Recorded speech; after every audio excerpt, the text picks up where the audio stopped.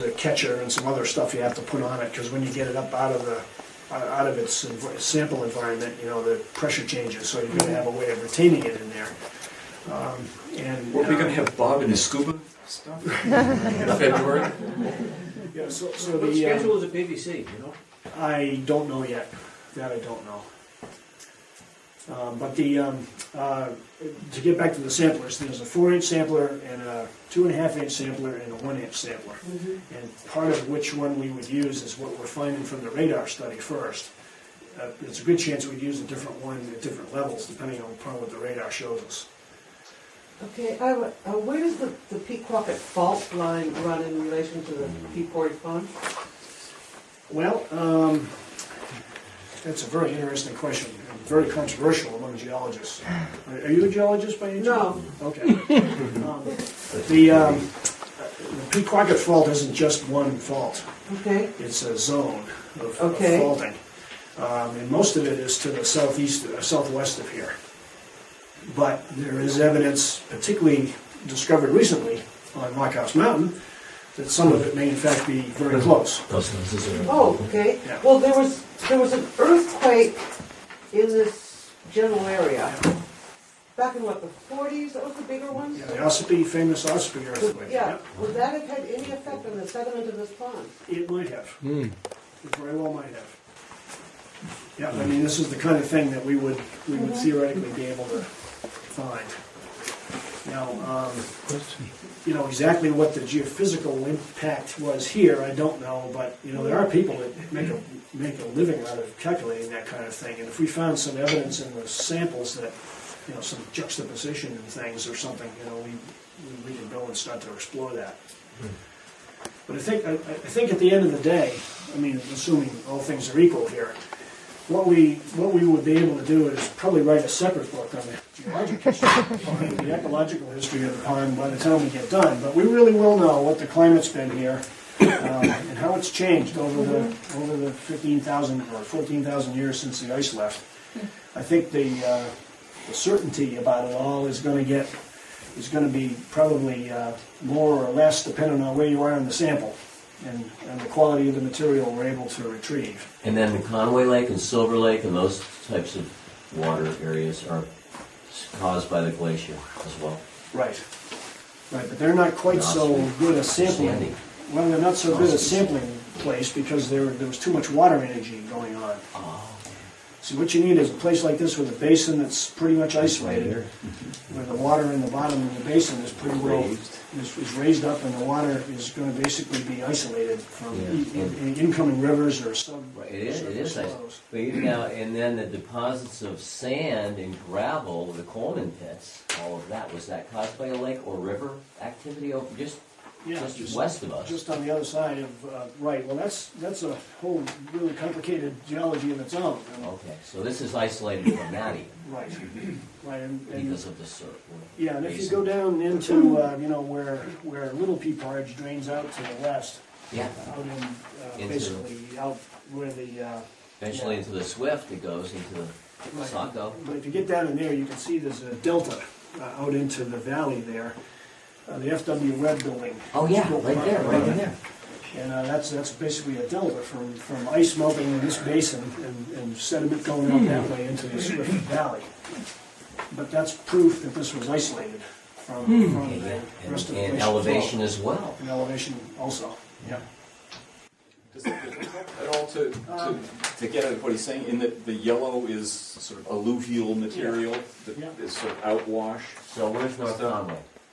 North Conway's right here. Here's Conway right here. Conway's right here. Here's Pea Porridge, right in the middle of this solid kind of granitic. This area is known as Madison Hills in the geological publications.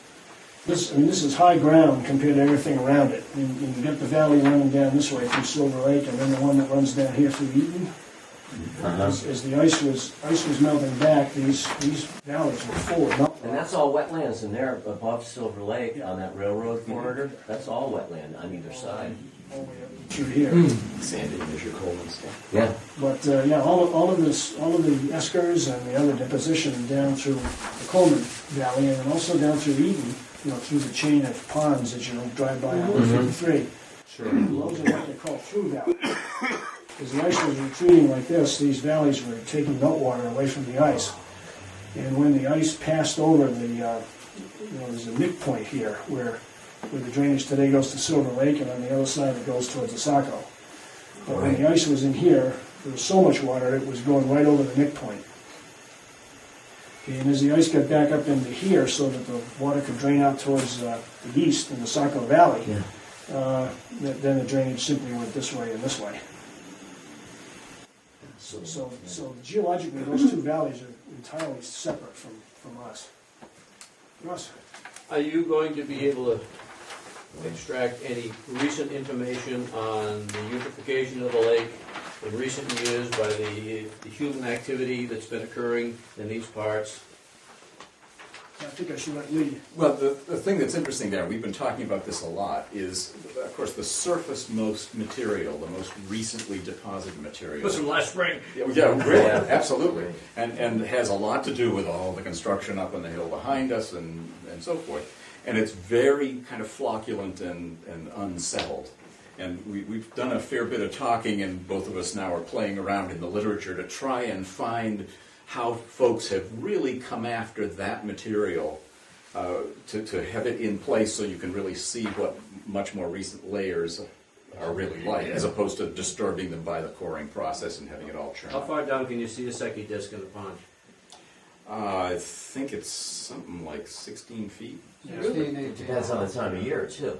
It does, right, and it's Bloom changing. and Right. 16, 18 is the deepest. And what time of year? Yeah. Summer. I think the problem you get into, Russ, is as you get higher up into the sediment pile, the stuff gets wetter and wetter as you come up. Yeah, sure. And the problem with really, really wet stuff is getting a sample of it that stays, has its bearing, stay put. And I just brought Lee a paper this afternoon about some guys that are trying with some gelatin.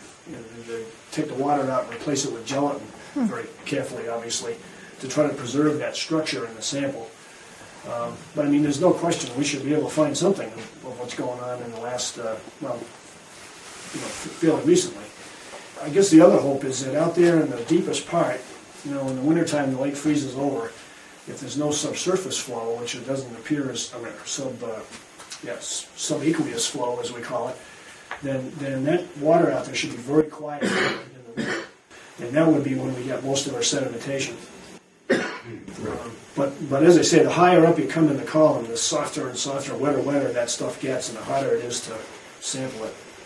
Some of the Chironomid literature where people are trying to look at modern day communities of these creatures to use as comparisons to ancient ones, do that sort of surface sampling also by scuba and do it, so you're right there looking at it, watching things, moving things very slowly, very carefully, picking just the right spot, and so forth. And so there's no reason not to supplement what we generate out here. It's much easier to do this drilling through the stationary hole in the ice to get the real core, but there's no reason not to go out and try and supplement that with something that gets at the surface 3 feet.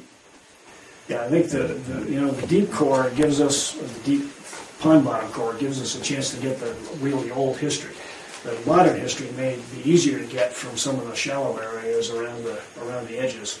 There's been different things going on in different parts of the pond basin too, which would have an effect on what you get for your samples.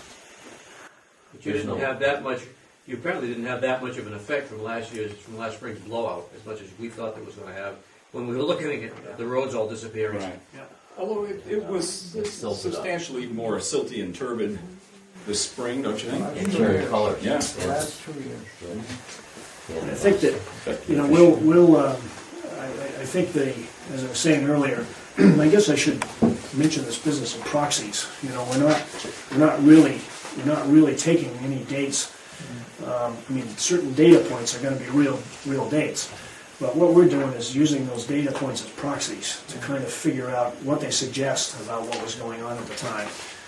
And I think probably when this place went from being, pre-settlers, into settlement, when they cleared everything and had cattle all over the place, I bet we picked that signal up pretty clearly. Because that's a dramatic change in the vegetation here, and the pollen would be dramatically changed. Everything was deforested, basically. You know, we ought to see that. 80%. Yeah. Years ago. Quick question on the spring activity. Do you guys know anything about, does anybody have any knowledge about where springs are, or if in fact there are springs, or is that just a rumor? Or Well, I fiddled around a little bit with water volumes. yeah. And it appears as though if you take all of the incoming streams and stuff around here and you tally up that water volume you pass through the basin in a year, with what you get for discharge out the other end down by Webb, it doesn't look to me as though springs are a major source of water here. Oh, really? Just, now, that's indirect. I haven't gone to find a Well, spring. it's a seasonal flow. I mean, off the far side there's Yeah. springs that I mean, the really water- crank in the You know, the water in the pond is fairly clear and clean, and I mean, it's compared to some stuff downstream. Yeah, that water that comes down Town Light Road, that could add some volume. Yes. So anyway, yeah. Oh, I No, I was gonna just ask didn't a see you different- raising your hand. No, I was going to ask a slightly different question that would change the topic, so if anybody else has. Any other- Well, so like, what are we going to see that day? Which day? The Big Dig Day. Well, the big dig. PVC. We're going to see PVC. Well, I We're going to think, see, what? well, there'll be a bunch of people show up with a pickup truck probably. Okay. And they haul this over in. I mean, for all I know, it may fit in his Saab. I don't know how. Where are you going to take it from? What's your staging area? Well, probably we would use the boat ramp. Ramp Road? Okay, I think I've got a utility sled that we can throw. I'll certainly offer the use of that. Well, So perfect. In That's fact, I mean, one of the reasons we wanted to do this is so everybody know what's going on, and if it's something you think you can do. yeah, absolutely. Please don't call the police, right? I think. Let me just say something about this project. I mean, this is what you call a grassroots project. I mean, this has come up out of this sort of Connie Brown, Dick, and Dick Brown, and me, and Lee, and Betsy, and Sylvia over here. Sylvia's really the lightning rod on the whole thing. Kept us going, and we got discouraged. And all this. And, It's because I like the word yit yet. I think that is so cool. Also, now Dot is going to be, see Dot, you wanted to fly kite. I remember, don't you think on the day we could let everybody know we could get your kite up that day? So that, I think that's what we should do. Excellent idea. Dot's always wanted to fly a kite. Dot and Bernadette have wanted to fly kites on the lake, and I just think it would be great. Maybe we can put the kites up that day? Oh, absolutely. Flags Okay. and other things too. Flags, okay. But I just think that Lee and I thought together that it came out of a dinner conversation. There's no federal money involved, there's no state money involved. In fact, those guys don't even have enough imagination to conceive of a project like this. It's not sexy enough for them. And as I've talked to people, and I know this is happening with Lee too, we've told people what we're doing, and there's an enormous amount of interest getting generated about this thing because of its grassroots kind of setup. And the services in kind being donated, and time being donated, and all this sort of stuff. And Lee mentioned this gal at Plymouth State who's going to help us out with the pollen. She specifically agreed not to get the university involved. She's going to carry the university flag, but she's not going to get the university involved because we don't have any money to pay their overhead. So this is really going to kind of depend on how we all pull together. Donations of equipment and help and stuff like that is Coffee super. that day, right? Hot chocolate? I don't know what this is not going to take a lot of, at least what we're planning in the next 60 days. So this is a mid-afternoon thing? It's not a nighttime thing? It'll probably take a day. Once we get the radar done and we know where we're going, we'll get a hole drilled. And I thought maybe Bob You won't could have drill to- us a hole in his auto. You don't have to worry about the loons. Connie asked me if I could point my webcam at it to be sure. That's Oh, great idea. We'll be watching from 10,000 miles away. Flying your kite, I hope. We'll be watching So you can get on Bob's website and see the whole thing on the webcam. That's right. So, Which I just looked at the map and it's going to be right in field of view. So. You think? Oh, really? Oh, good. So anyway, because it's just sort of a community thing, it's a little strange, I'll admit. I mean, this isn't what communities usually do, but anyway, we just thought you'd like to know. And the more people that are thinking about this too. I mean, if you run across an article or you've got a friend who knows something about carbon-14 dates or something like that, you know. Now, are we talking 2 different dates, one for the Great Isles and one for the actual? Right, but they'll probably be like a week apart, so you know, it won't be a long time. That's Probably not. And we're really trying to make sure we get the whole drilling like there's early ice. March or so. Does You it want to do snow it while yet? there's ice there. Oh, yeah. No, It'll go right through the snow and the ice. And the only problem would be if we had like a real second thickness of ice, you know, like 2 8-inch layers with water in between. okay, yeah. Well, we've got some slush in there. Now, you guys. Not even this. That shouldn't probably affect us this year, because it's just a few inches. Is it okay? Yeah. Well, we're also hoping that as the results begin to be available, they may tell us absolutely nothing, but they may be very interesting. And we would certainly be delighted to sit down and have some brainstorming sessions and, you know, just sort of say, here's where things are now, what do you think? What's the web address? Yeah, well, that's what we need. But there is at least going around this little sign-up sheet for you to put down your name and your email and ways to be contacted if you'd like us to.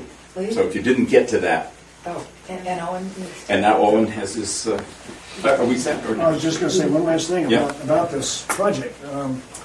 There is, as I said, significant interest about this being developed elsewhere. There's a group down in the Squam Lakes area who have tried to set up a project similar to this one and have been struggling to do it because they basically didn't have a pond community with people like me and Lee in it, and people like our community here that are sort of willing to get interested in something like this and make it happen. So I think this may have a reach that goes beyond the immediate community. Tin Mountain Conservation Center is interested in possibly getting some educational mileage out of the products that this thing generates.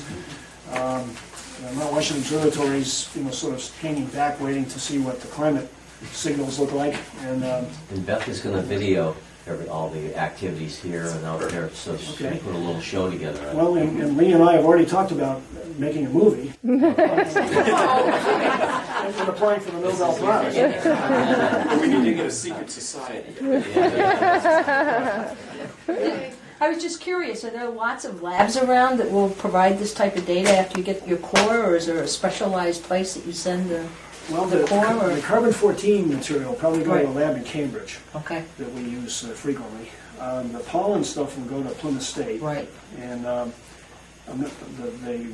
Chironomidae material, I think, is going to stay right here at the Pollock residence. Chironomids and water fleas. No, he has to send The cladocerans are also useful in this. So those little guys, you find their carcasses all over the house in the morning on summer days, these Just bring them over here. Excuse me. Yeah, so, I don't know, I'd be glad to take any questions, and I think, we can sort of do it informally. Ooh, too, there's lots of questions. We got to be first. Excuse me. If we do this again, you do this. Thank you.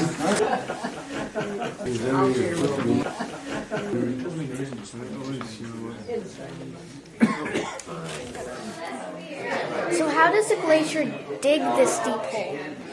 Well, it's the ice is flowing from the side and coming over the hill and down into the basin. So it's eroding like this, and as it pushes more ice up the side of Rockhouse Mountain, this ice is heavy, pushing back this way.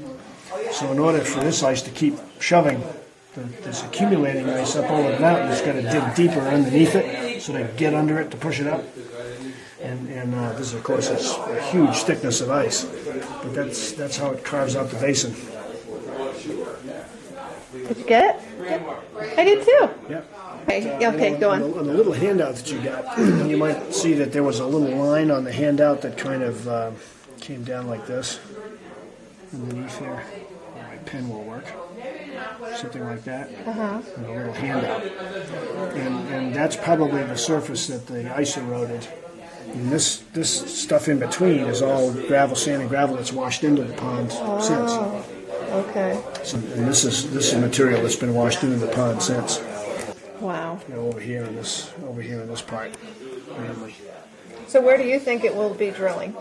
Well, I think on this map here, we'll probably be somewhere right below the first R in Pea Porridge. Okay. Maybe somewhere right in there. But like I said, this radar thing will sort of pick out the spot. Yeah. What exactly is radiocarbon dating? Okay, well, when anything that's alive, you or me, okay, we have carbon in our bodies, okay, and that carbon, when we're alive, our bodies are producing carbon every day. Carbon dioxide we breathe out, there's carbon in all your tissues. Okay, but when you die, your body stops producing the carbon, and the carbon that's left in your body decays at a certain rate. Okay, in other words, it gradually loses its radioactivity is what basically happens, and they know the speed with which that process takes place. Okay, so they can measure how much carbon is left versus how much should have been there when you were alive, and that would tell them how much time the carbon has been decaying. So that would give you roughly the date when you died, which is what we're talking about here.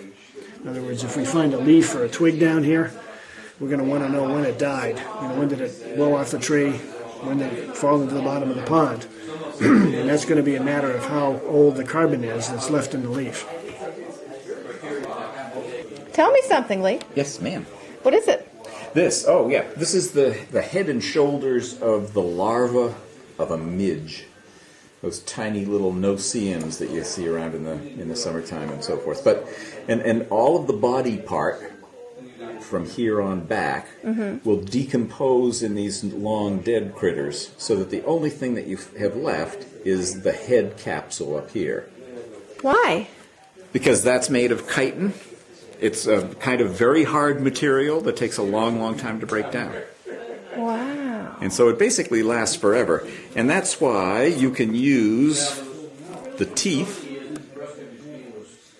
this array of teeth that you can see here, which is very specific to this particular kind of chironomid. And you can use that to identify who it is. And once you know who it is, you can read about what kind of conditions it likes to live in. And that can tell you something about what the conditions were like back when it was actually alive and part of the lake community. Has some eyebrows. It does have wonderful. Maybe that's even a better one. And which are the teeth? That here are the dark teeth down ridge. here, that ridge. These are the mandibles, and their color and the number of little teeth along the mandibles is also part of what you use to identify who's who. Would he bite me? He would not bite you. He's too little. Really? Yeah, he looks rather large. Well, actually, again, these are some actual. What's the little black line in the side? The little black dots inside their bodies. When I was filming them like this, you were seeing little black dots? I could see. Let me see on color screen here. There seems to be. Now, their bodies come in segments, and so what you might be seeing are the little constrictions of the body that make it segmented. Okay, I see the segmentation. Yeah. Yeah. And you can see that they have little. Well, sometimes you can see that they have little feet at the tail end for hanging on to things, and then the dark teeth and so forth up in the head. Okay, so I was. It may have also been a different species that head. has something a little different. I mean, they come in all kinds of different colors and so forth. Sometimes they're bright red, because some of them that live in the bottom muck that has no oxygen to breathe have hemoglobin, just like the hemoglobin. Different kinds. This is a whole different sort of. Oh, wait, there's a better picture that shows. So do you take these here? No, I took these down at the college where I used to teach. Okay. And what am I looking at now? You're looking at the head capsule of a different kind of chironomid, and instead of having a row of teeth, he's got this funny little wedge of teeth. He does. These guys tend to be carnivores. They tend to be predators. Okay. So he must somehow find that a handy tool to kill whatever prey he So eats. I took this guy. Yeah. I took this guy.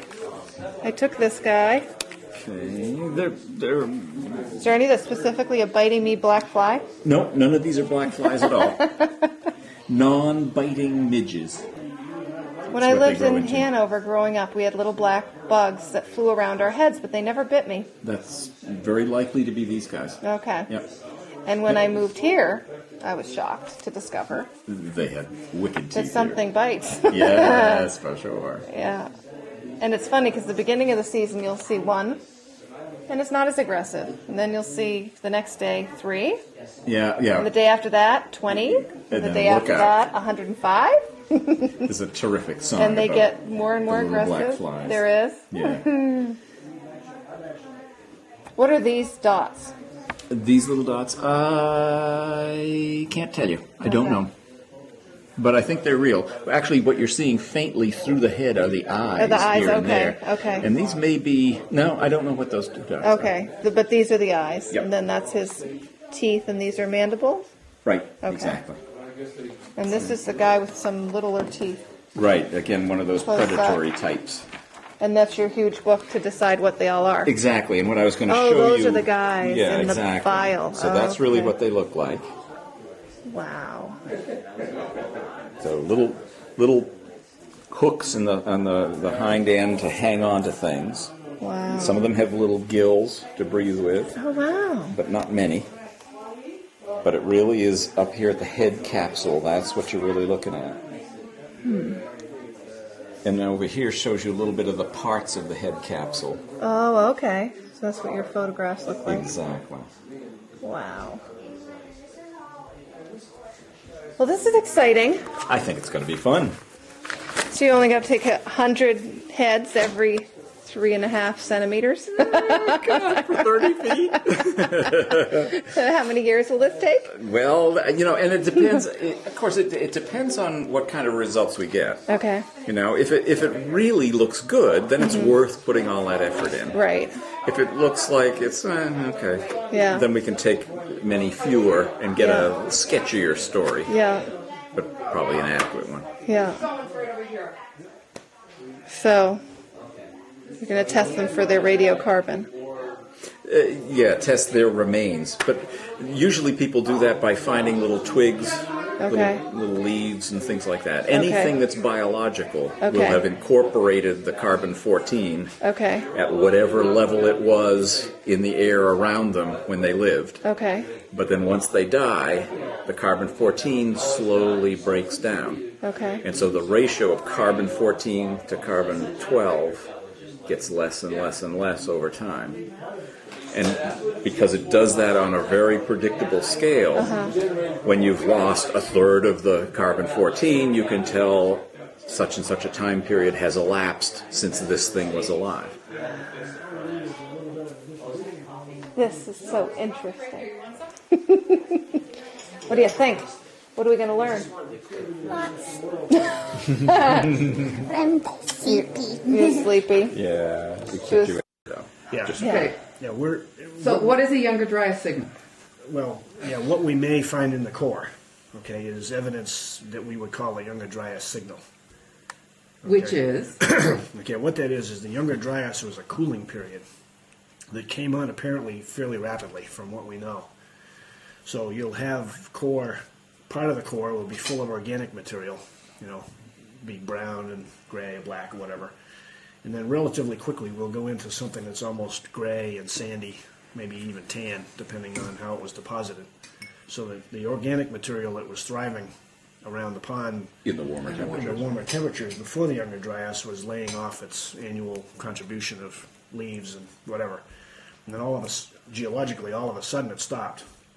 And you got all the sand and gravel and stuff coming in from the sides with very little organic material because it was too cold for anything to live here.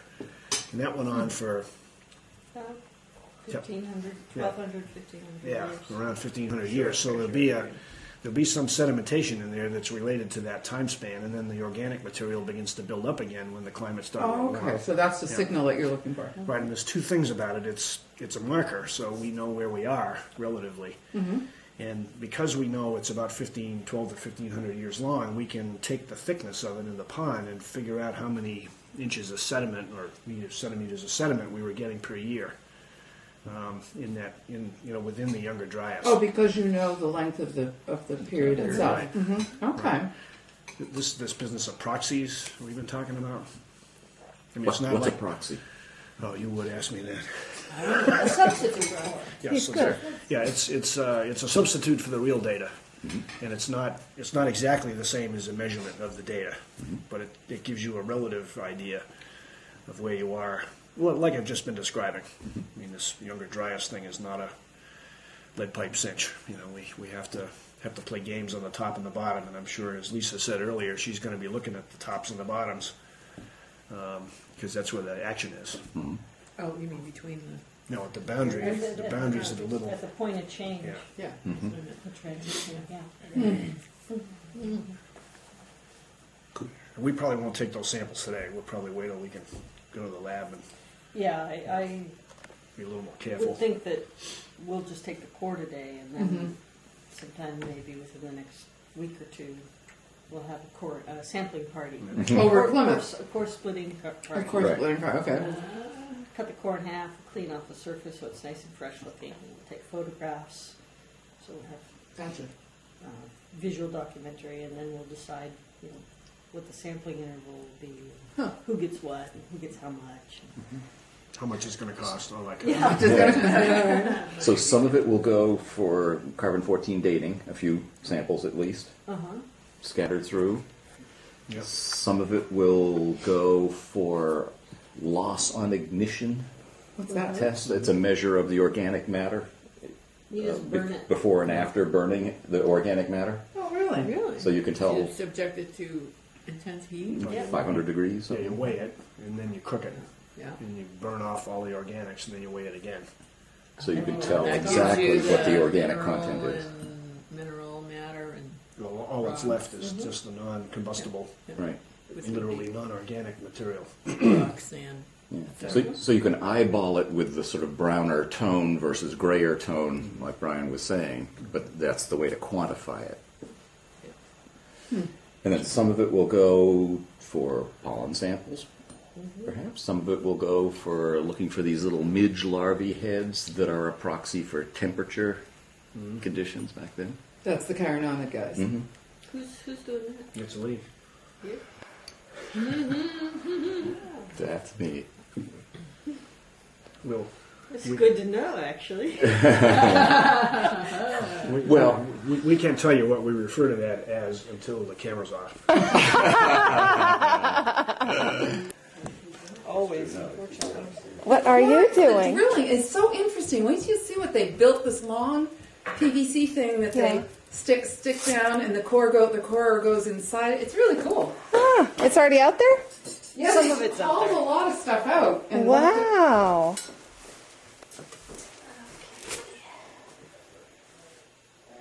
So these are some of the things. Yeah, this is the coring device itself. And the business end is there. Oh, that is a business end. Serrated in order to, if there's any roots or anything difficult to punch through like that. So what powers it? What powers it You do not. is this part, Hand crank? which goes down through here, and you attach a bunch of rods and you push. You push. So it's hand powered. Yeah, oh yeah, And it's all push and not twist. all push. You look groovy. Look at him, Sylvia. I'm ready to go. I do love these hats. But with the shades and everything. Yeah. It's Yeah. like the whole package there. Yeah. Yeah, he's the official rapper for the project. I studied National Geographic pictures, so we'd look right for this thing. I can't really do anything until we get Until we get the on, silicon. So All right, let me get that from him. And you're going to work. Someone has to pay for all this, you know. Yeah, it would really mean changing so many people, Beth, I couldn't. Okay, but I think Lisa needs it here. Oh, all right. You have it handy. Oh, he was going to tell me something. Oh, I'm sorry. That's okay. I was going to say, we're getting ready to make up the loads in these sleds with all the equipment to haul out to the drill site. So Sounds it'll good. be, I don't know, 15 minutes probably. Okay.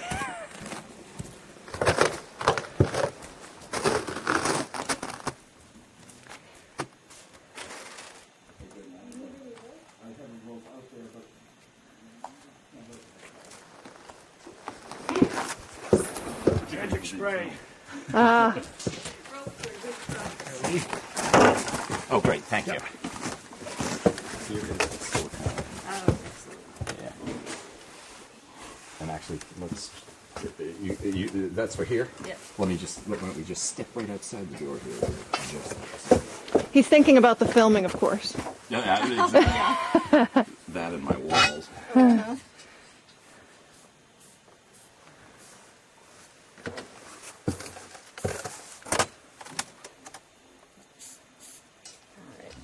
Let's see how well that does. There's punch marks in here. I So see. we have to line it up with that.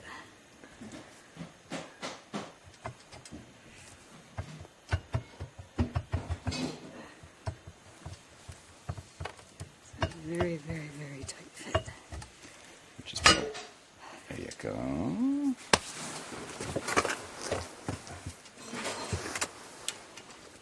Look at that. Made to order. It's an omen. It is an omen. It's a good omen. A good omen. It would be a bad omen just losing this screwed up. Well, that's true.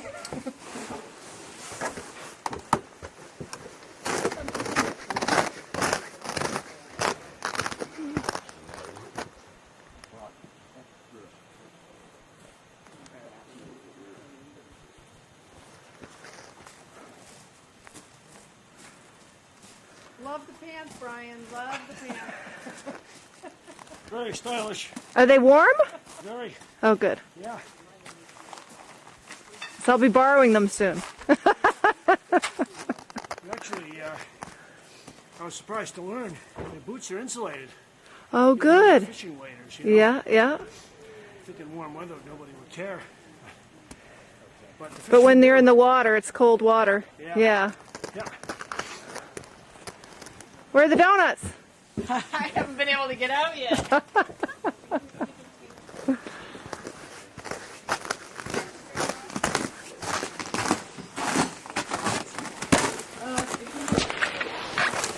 Okay.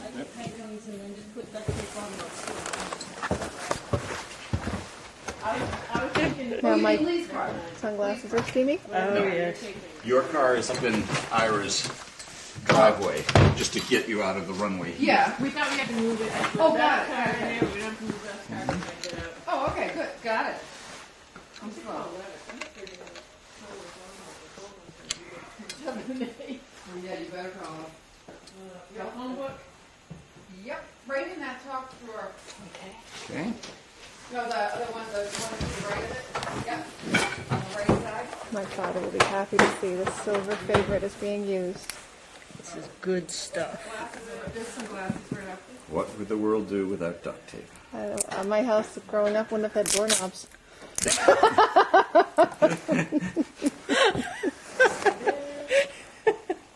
You know, there's a website dedicated to the uses of duct tape. I'm sure. We have a friend who makes shoes and wallets and all sorts of things, so when the kids get a birthday present, it's duct tape. It's made of duct tape. Owen was like, "Oh, you wrapped it in duct tape." She goes, "No, it's a wallet I made for you." Oh, that's sweet. Have you ever tried Gorilla Tape? Yes, good stuff. Yeah, my father called the company he wanted to invest. It's privately owned. Oh, no kidding. Yeah, you know who is the major advertiser for Gorilla products are the Car Talk boys. Oh, really? Yeah. Yeah. I didn't know that. Oh, straight over by the telephone. Yeah. Huh. You're wonderful. You fixed my doorknob.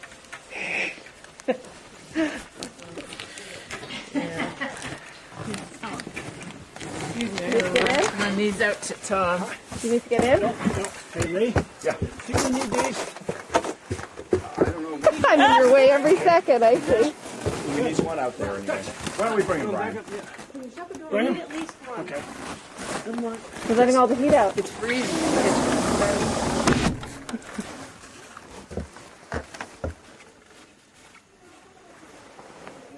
Got it. The camera knows no time. Around the wrong way. I had it 180 degrees around the wrong way. Well, you know, when it's been in storage, it's hard to remember how things work. Yep. That happens with cameras. All right, I tell you what, this is only going to take one. Should take two, shouldn't it? Oh, no. All right. Which one is the thicker one? One of them is thicker than the other. This is thicker. All right, Want the thicker? because this comes up and pushes on the piston. Yeah.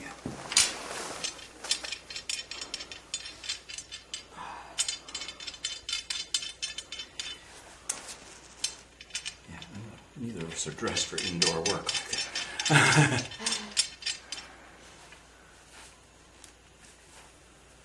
Okay. Now that's finger loose. Do you want me to do that with a little wrenchy guy? If you have a wrench.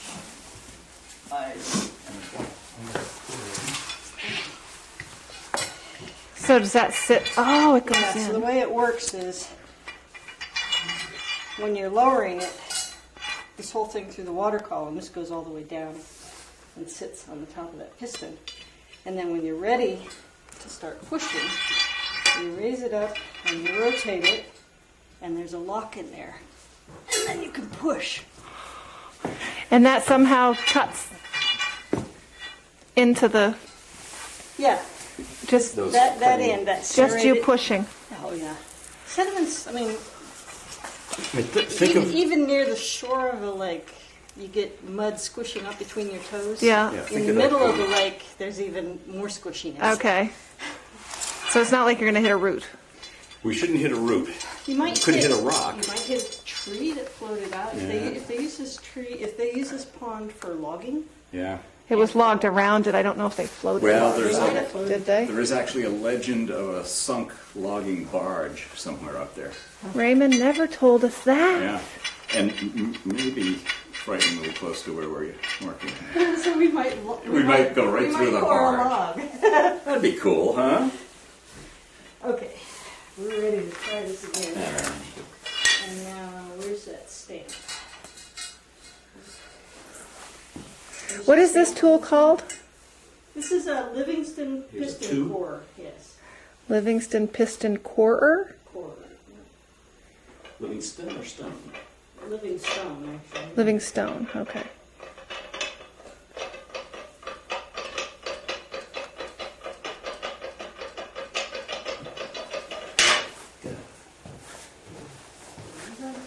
No, you do. Don't blame that on me. Too many things in my pocket. What has it got in its pocket? My precious. It is a precious. These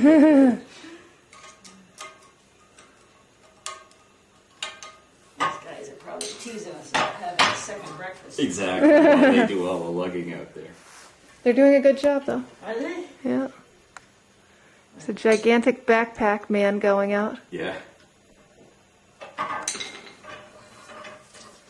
pulling an empty sled. An empty sled. Yeah, and carrying a mast of a sailboat. You never know.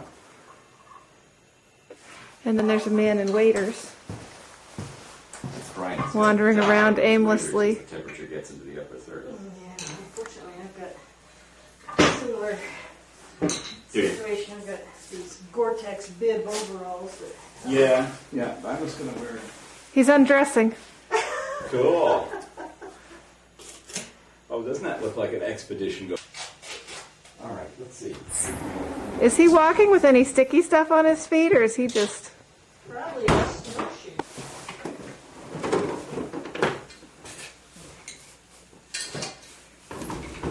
Can I help, Lee?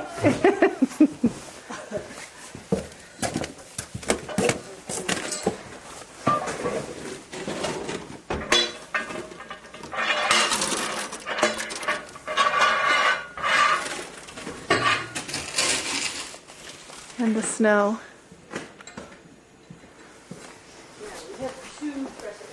This year's snow, Sylvia showed me, is very deep.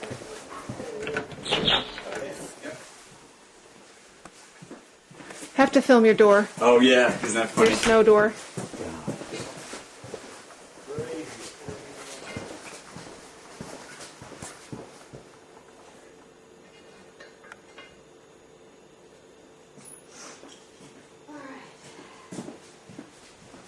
Ready. Okay. Okay. We could try to tighten that up here in the warmth. You want to do that? Okay. Yeah, I don't do that. Sometimes this is.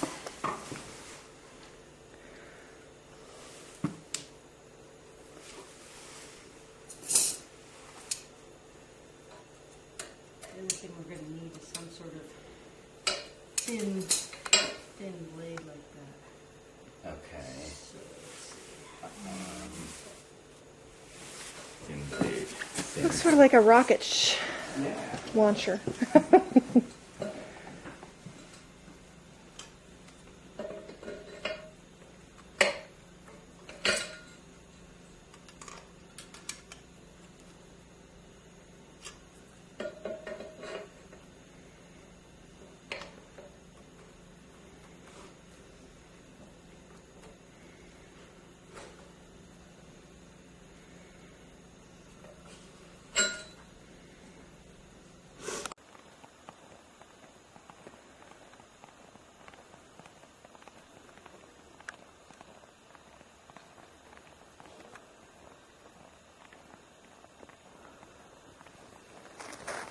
Set up pre-site work. They drilled holes, found it was 11 inches deep, thick.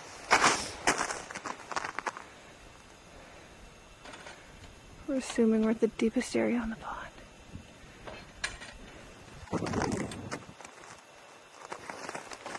And here come more people.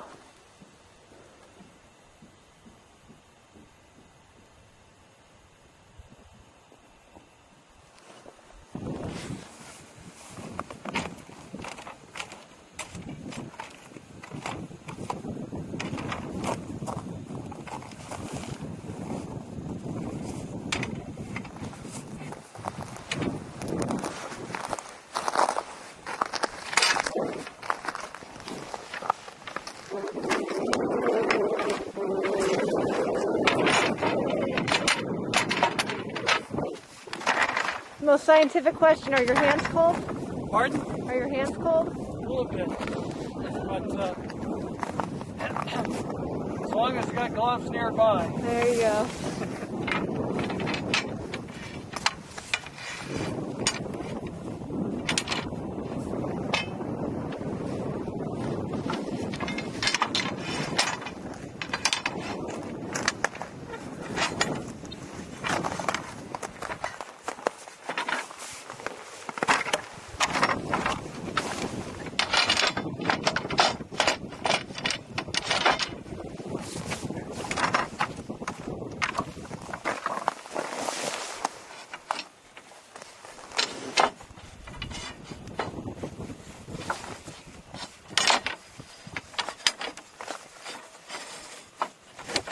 Are they all numbered or something? Yeah, I wish I'd renumbered them. I think we'll have a marker though. We'll fix them up. Get them renumbered here.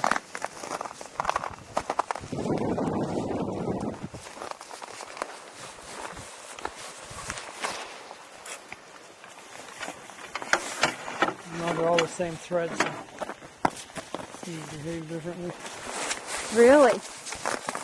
Yeah, so if you just keep going with the same one over and over, you'll get a better match. And what do these things do? These are the rods that we're going to use to drive the core barrel down into the mud. The core barrel's in that bag. And every time we go down in the mud, we can only pull up a meter. Oh. And then after we get that meter extruded out of the core barrel, we'll add another rod on and go down deeper for the next one. 1 meter at a time. Okay. As much as it would be a lot easier and get the entire sediment core at once.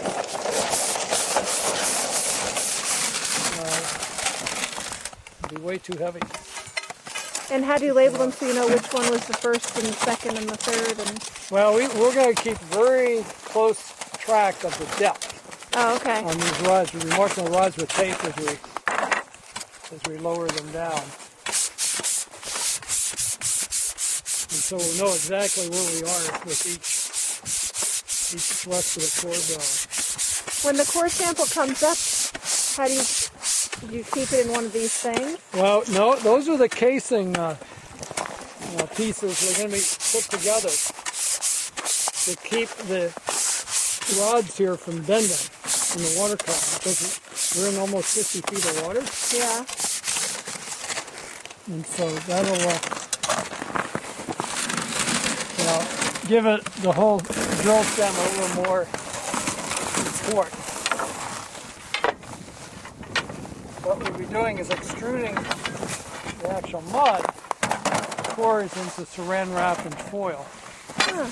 And then I believe we have some core boxes back there, but I believe we have some fiberglass boxes too. They're called D-tubes. Huh. So that allows us to get the cores back to the lab in one piece.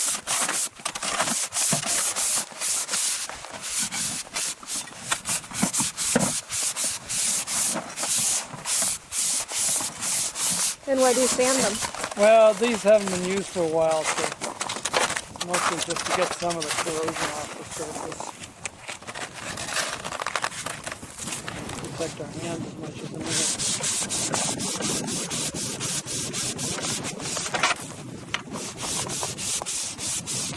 What are you going to do if you get a fish, Lee? Have lunch? We've got foil, we can barbecue. Has it been good fishing this year? It's been terrible out here. Really? Yeah. I spoke last to the folks. They said all we're doing is drowning bait. Oh. They don't leave their bomb houses out here. They took them out a long time ago. I think it's the weather. Doesn't it seem early, though? It does seem yeah. I'd like to have them off by April 1st or something. Yeah, exactly. I think you have to by law.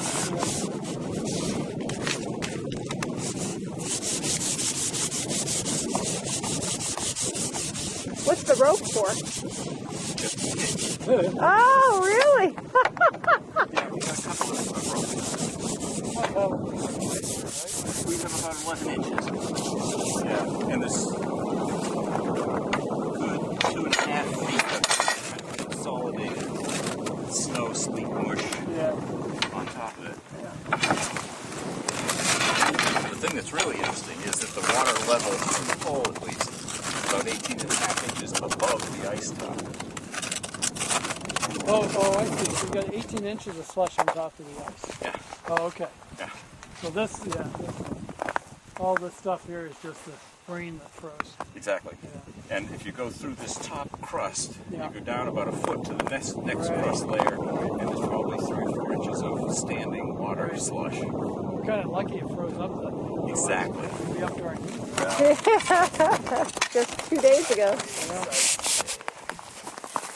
Yeah, Saturday would have been yucky. Yeah. I have a pair of boots that come up, I don't know, mid-calf.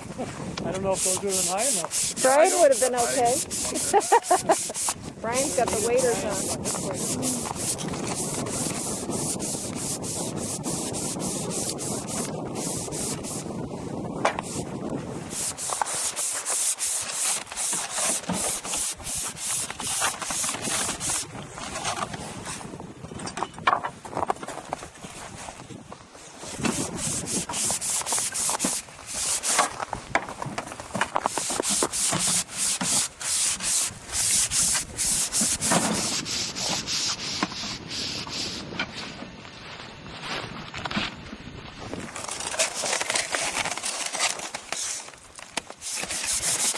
What are you doing, Lee? First things first.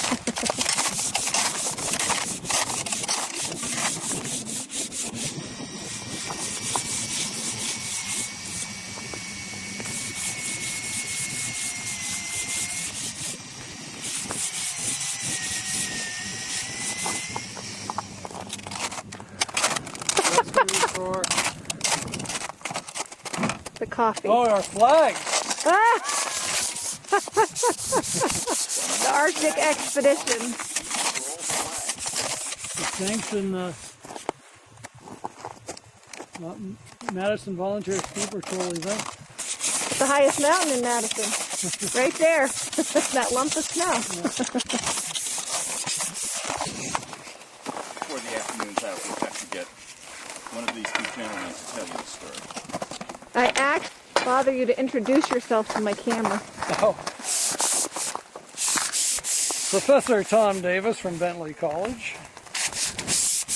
Professor of? Oh, geology, hydrology, meteorology. Oh my goodness. Climatology. We can ask you lots of questions. We have a group called the Department of Natural and Applied Sciences. So most of my courses are in the earth sciences. And how did you come about with these metal rods? And well, this is long-term research interest. Coring lakes, because the mud is an archive of the history of everything that's fallen into the lake over whatever time period was involved, and we hope to get some radiocarbon agents to give us the chronology for the mud and everything the mud encompasses.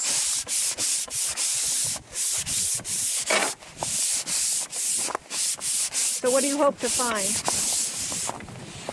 Well, we think we'll have at least a 10,000 year, maybe a 12,000 year record of pollen grains for one. The pollen will tell us about past vegetation in the area. It's evolved from early on when the lake was first formed after the ice melted away, when it was initially no vegetation, then tundra vegetation for a brief time. Here? Sure. That was the cold period. Imagine this landscape was a lot like what we find today, only on the above tree line areas in New Hampshire, such as the presidential range. Wow. And then trees succeed the tundra vegetation in a particular sequence that you can witness today by just hiking up any mountainside in the white. So the first trees in after the tundra vegetation begins to recede are spruce and fir, and then pine, and then oak, and then a variety of deciduous species. But you can walk through the same vegetational zone as you hike up any of these peaks around here, any of the higher peaks.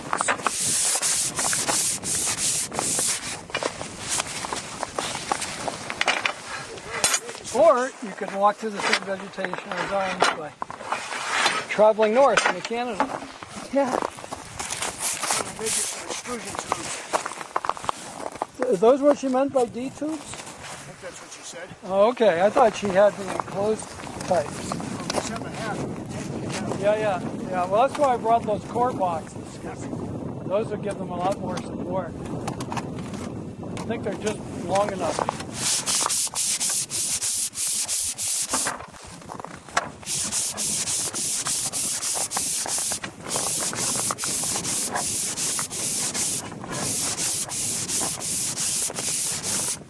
So when we go up to Nova Scotia and the trees are so small and probably different species too. A lot more, yeah, different kind of conifers. Pines, yeah. So you're walking through the same vegetational zones, driving through the same vegetational zones as you hike through this altitude. And there's probably a relationship, an algorithm you could apply to altitude here relative to distance traveling north.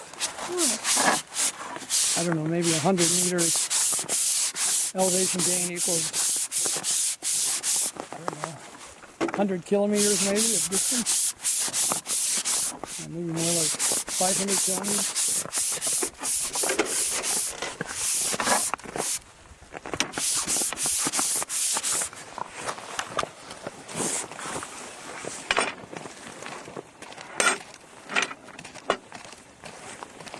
You don't have a magic marker out here already with you, do you, Brian? We do. You do? Masking tape. Oh, we get everything. The I'll kitchen relabel sink. these now.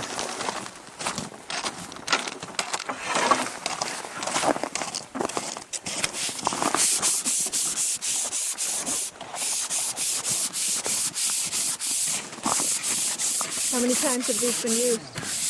These rods have been around for pushing 30 years. Oh, wow. They're made out of an alloy called magnesium zirconium, or mag zircs for short. But they're reasonably lightweight compared to the same diameter of stainless steel, and they're fairly strong. But they will bend or bow out, and that's why the casing. Okay. And a new Sharpie. Very smart. So it won't run out. I was going to say, if you just want to highlight the numbers already on these, Ryan. I'm going to do a track back here now. Oh, yeah.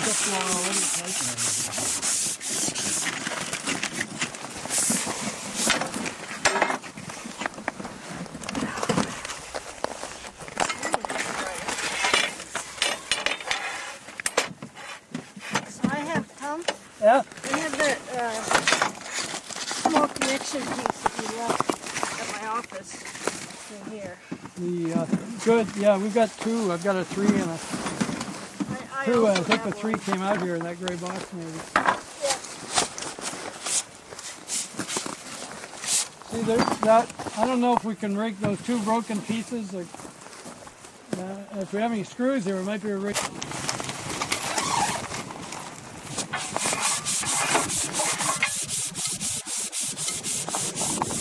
I've got some 10-foot ones, but I didn't have any way to get them inside the vehicle.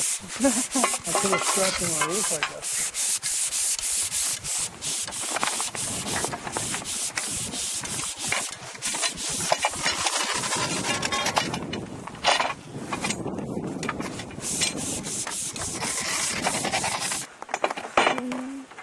It should be just about the same. How many of these do you have?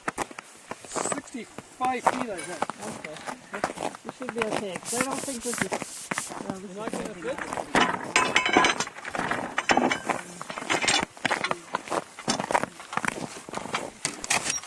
About 25 feet. That should be fine. Or actually, is there any off in that direction? Yeah, there's one right over here. I think we're going to go just with yours.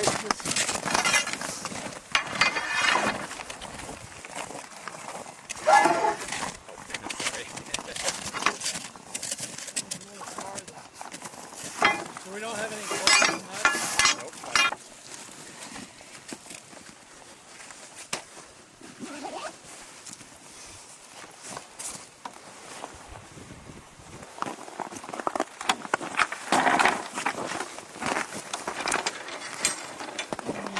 Pretty broad pocket. Maybe it won't be that much. None of my main sites had more than 5 meters. Really? Yeah. Except Williams Pond, which was in the Presumpscot. We went to Oh, 13 yeah. on that one. So what? How were those small lakes, big lakes, relative to drainage Those are basins? small. Those are about this size. I'd say of all the New England sites, I'm just taking an average, but all the New England sites, I mean, we'll say a couple hundred. I was going to say closer, like I'm thinking Davis and Jacobson, their summary, and then Chris must have cored Well, Chris is 50 sites just looking for the YD. None of that stuff ever got published. Real shame. And most of those were about a meter. And he threw them all away, except for the YD. They'd extrude in the field. So they threw away When I heard about this, I started crying. They threw away the 8,200-year calorie event, lake after lake after lake. We think it's there now. Calendar. So, you know, that was what they threw away, because they had a pretty good handle on where the YD was. They'd extrude in the field, you could see it. An event called the Thunder Dryas. Well, this works fine. Okay, well, I think we're okay then. Yeah. Yeah, so we just use that one to do the connecting. So these guys are just trying to connect sites. Yeah, I see. It's getting very exciting. Problems always work out. So you're not going to want a hammer then, are you? If you're see, these have all been hammered on, but you know it's only the one that's right under the plate that's really getting any abuse. Well, I have this little guy that I don't mind. Oh, so you got a couple of short ones too. Two shorties, and I don't mind if these get hammered. So. Yeah. Just make sure. Well, these, the short ones are usually the ones that get hammered, but because they're the ones that, you know, there's a 2 foot long length around here somewhere, right? Yes, I brought it on the sled. Okay.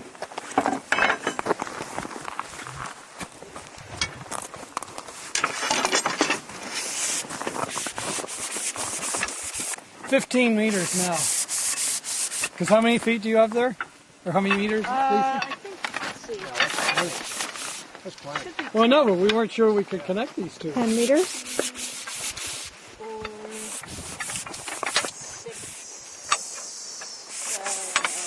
6, Are we getting enough casing, Tom? Oh, yeah, that's under feet of casing. yeah, so 10, No, 11, casing. 12 meters here. Casing, Tom. Casing? Those are 10 footers, aren't they? Feet. Oh, yeah, but you said this is only 43 feet. Yeah, so I mean, oh, that's right. We don't need the casing No, at the center. we may need to hacksaw one of those. We have an extra one back on shore, so. Yeah, but we're going to need, if it's 46 feet to the top of the ice, we're probably going to want to sink the casing a couple feet. So we're going to have to cut a couple feet off one of those. Because you know what? Just push it in. No, if you push it in 4 feet, then it's a real nightmare. You only want it in a foot or two, just enough to keep the thing vertical. So we can do that. Yeah. Do that. You got a hacksaw, right? Yep. Yeah. If you cut them off, though, then the fastenings won't work. Oh, no, we're talking about just the bottom one. Yeah, well, that's why I said we better go get the other one. the Sure, spare might one. as well get one you can waste. Yeah. That's who was going to get the walkie-talkie so I could call Lee Oh, and tell him to bring it with him. Yeah. Cell phones are Back with those. Yeah, cell phones, yeah. Yeah, I got great cell coverage here. It's very unusual. You have it with you? First time, sure. Who should I? Can we You call should the call house? Lee, yeah. Well, he may not be in. Is he? Does, Where are you going? let's just go. What do you think, Lisa? 7 feet? 10 feet up here. Just to, so it's a little bit away from the hole. Yeah, I'm just thinking of when we're going to be You extruding. want to do it over here? So you don't get everything all wet? What if we move this pallet here and go this direction? I like that idea. Okay. Then you're not going to be able to get around the hole. Well, just move the pallet on this side. Yeah, we just. Okay. Yeah, I mean one direction.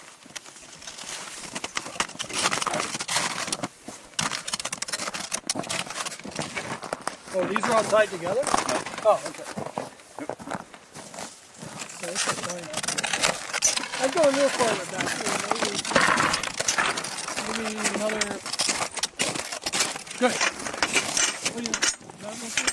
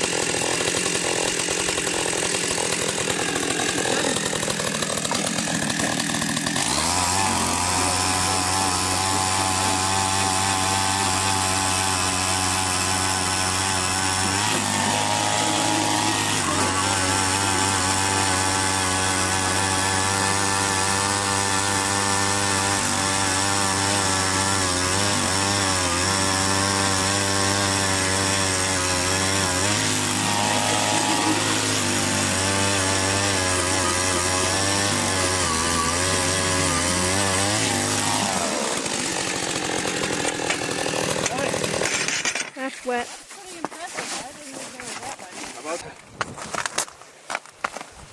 Can I have somebody tell me what you're doing? This is Sticking a stick down this a is hole. an What's it anchor. look like? This is an anchor for the piston. It's part of the coring system. Have to be able to tie off its cable The to something solid. The piston is going to stay put once we lock it off with a pair of vice grips. So this is going to go down the hole and then turn The sideways core bar like a you T. see over here gets pushed past the piston. So it's going to get down the hole depth like this and then go like that, and that'll keep it from coming up. Theoretically. That's what I figured. Oh. Now profanity started. We know it's getting serious. Yeah. It's on TV. We gotta be careful. Hi. Hey,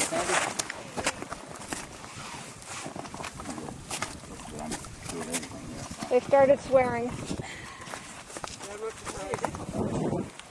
it's definitely gone down. Hopefully it's not going up. It's down that far tube. enough. It's just there's a chance of it being inside the tube. It's not rotating. Well, it was inside the tube every time you Oh, it pushed has it. been? Okay. Let's see if I got it. It's in the tube. Well, maybe The tube is too wide. maybe a little groove or something. One last. What about duct taping? Why don't you duct tape?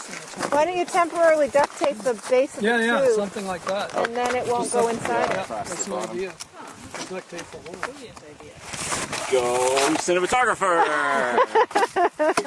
Ooh, that shouldn't be. I've never had this kind of It's a deep hole. Sometimes it takes 2 or 3 tries. It's solid ice. And then there's like 24 inches and it's half a solid. Flush here? No, one kind of out of the way. Are you going to extrude on that? No, I think we're going to extrude right in the snow over in that direction. Okay, here's the official expedition notebook. Ah, all right. Great. What is Lisa doing? Just getting the cable stretched out so it doesn't get tangled. She's going off the restroom. With the cable. So inside this core barrel, there's a piston down at this end. And what we're going to be doing is pushing, man, this is a big one. We're going to be pushing the core barrel down past the piston. That's what we wanted that anchor to do, is to hold the piston in place. Oh.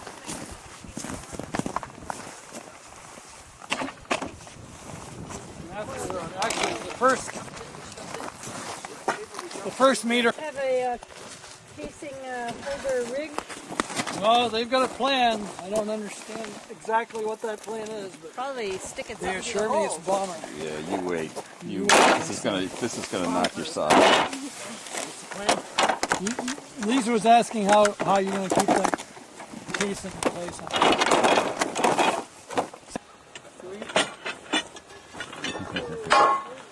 Take these off, Lisa? Yes. And rolling. Brian, what are you doing? We're going to measure the depth of the water today and see if it's the same as it was yesterday. What was it yesterday? 45 feet yesterday. The water level's been changing every day, we think, because of the weight of the ice and the weather and whatever. So we need to know exactly what it is today so we can know how to organize all the drill rods. Drill rods. Yeah, these things here that we put in the back of the sampler. Drill rods. So this is a very high-tech knots in the string thing. Okay. This is your silicone. Yep. Again, thank you so much for the. I am rolling. There's 3 knots for 30 feet. Where do you see these knots? See right in my glove? See the little knots in the string?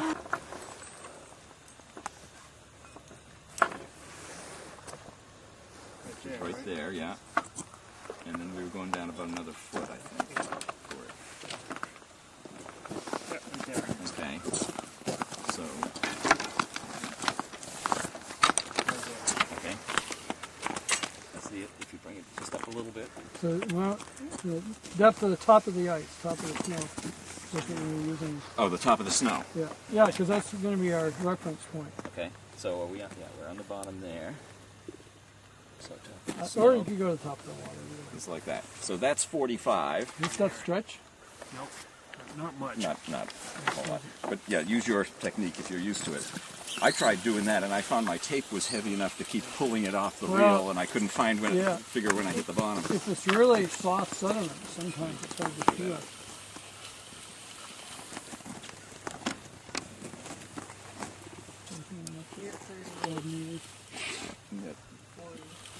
So we're looking about 15 meters, right? Yeah. Or 14 meters?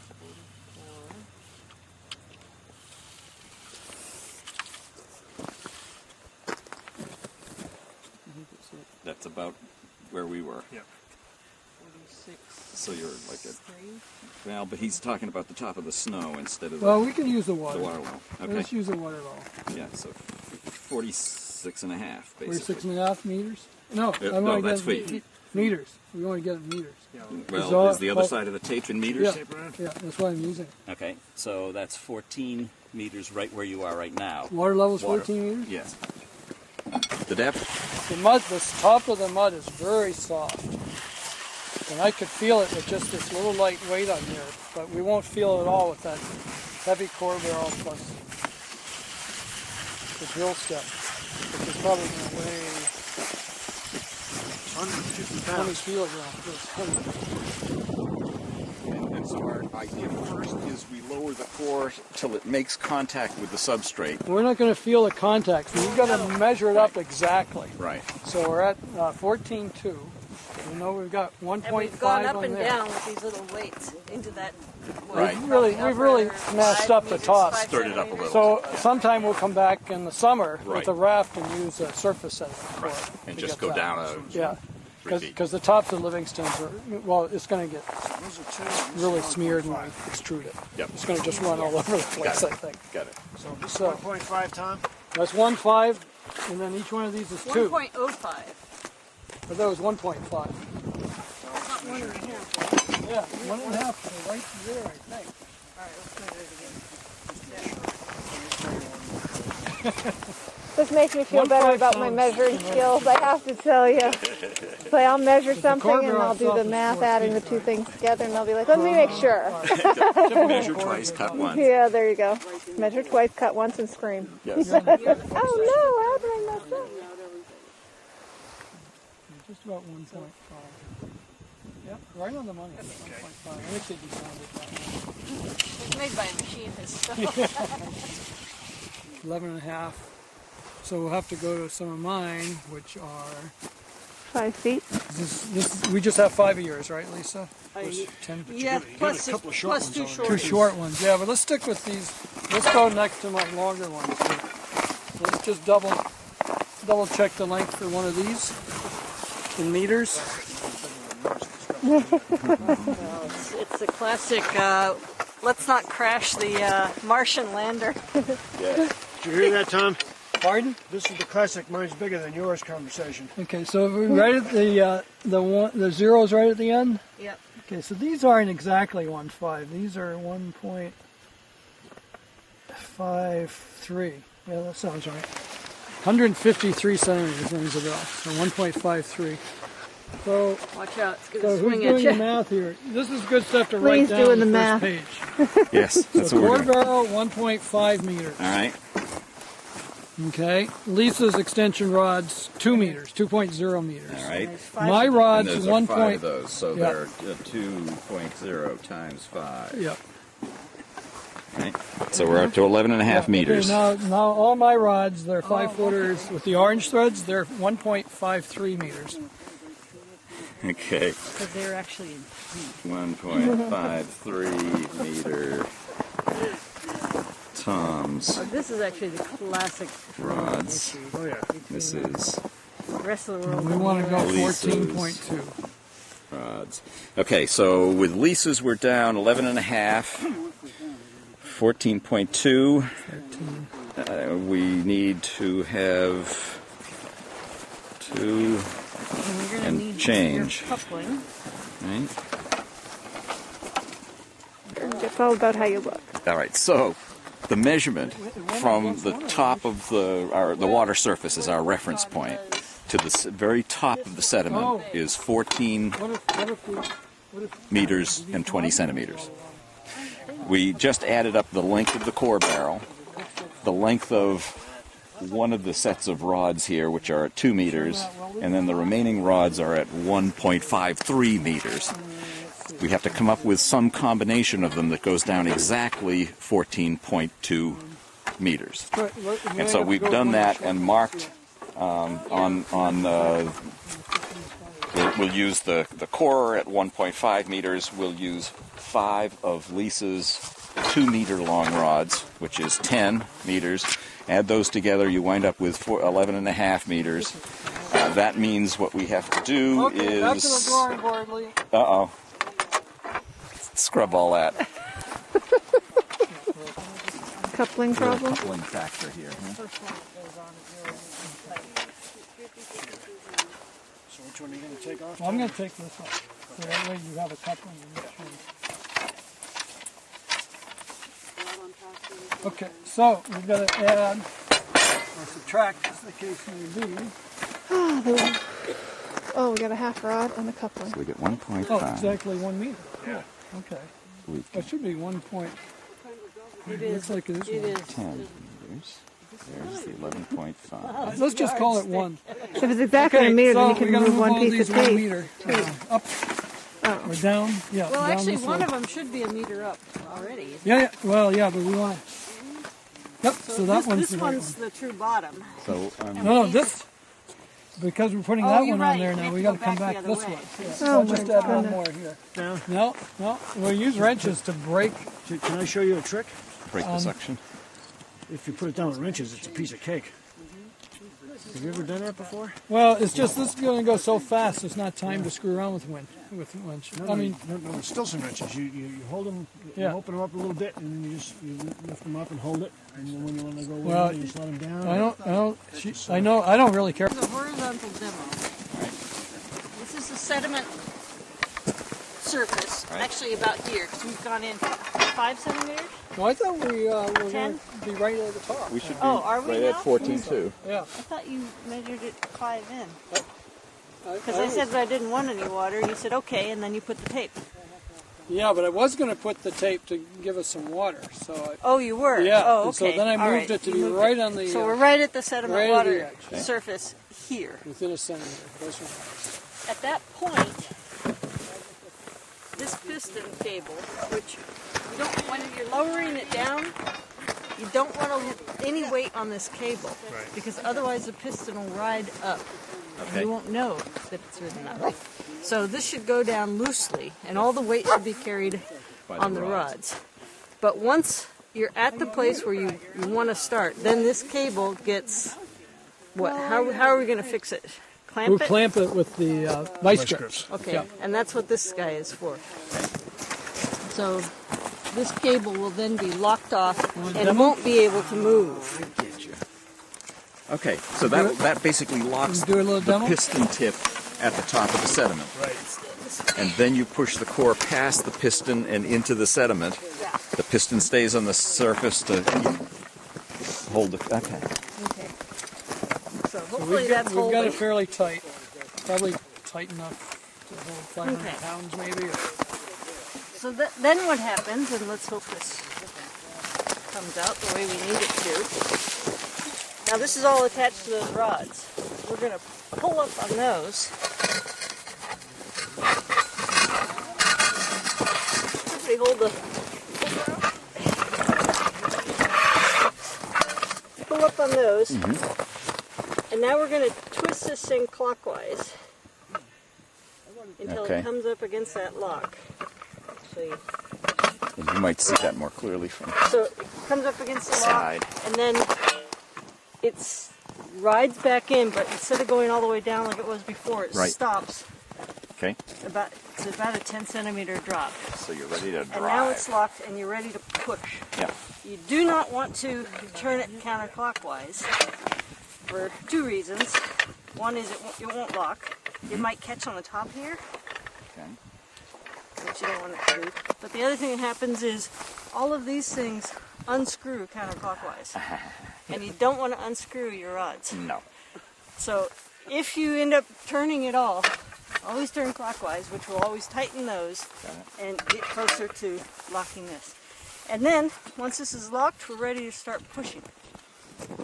And usually you want to double check that the tape is actually at we're using the water surface, right? Mm-hmm. Yep. Okay, the bottom of the tape should be at the top of the water surface. And we're going to push, and the first push will probably be really easy. Mm-hmm.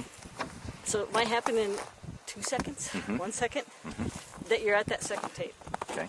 And then you stop. You hear a clunk Okay.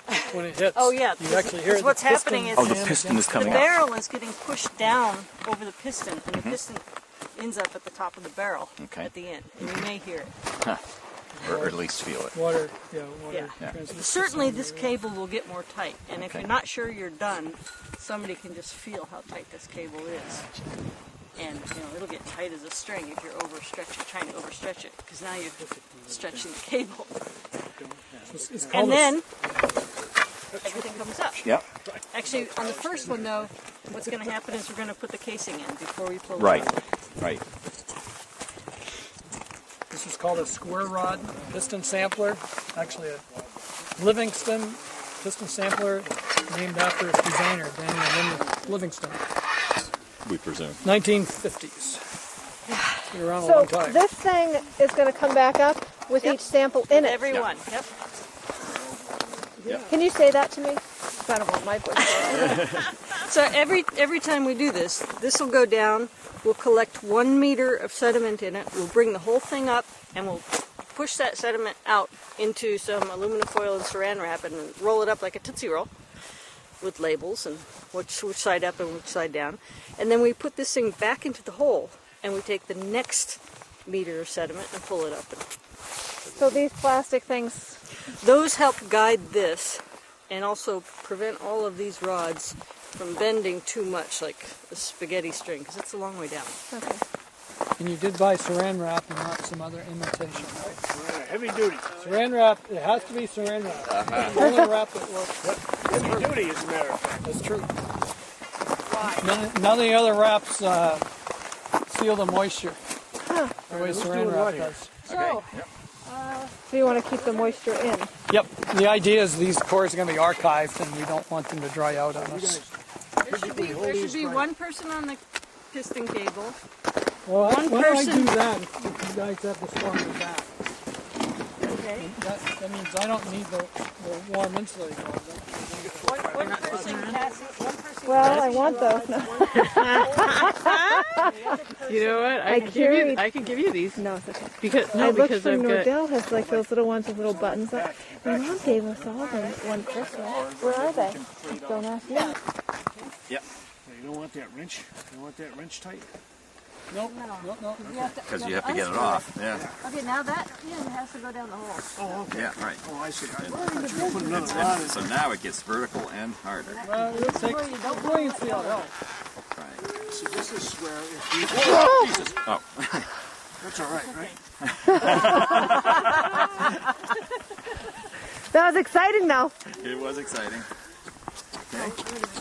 See the air bubbles coming up? Make the hole bigger. We actually want that to fill with air before we go too low. Oh, I see. Fill with water, Yeah. because otherwise the air might push the Go piston ahead, up. put in this one, and I'll do a bubble stop.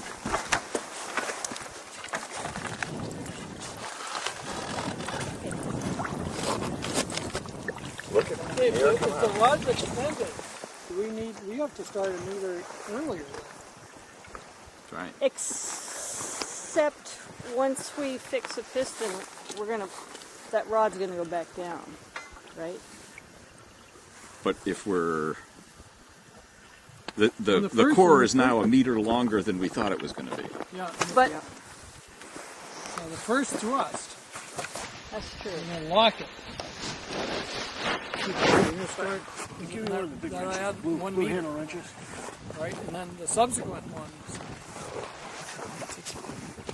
Yeah, we'll have a big program. Want to open it? Yeah. So we're gonna start. Here, I'll do it. Yeah, we should imagine.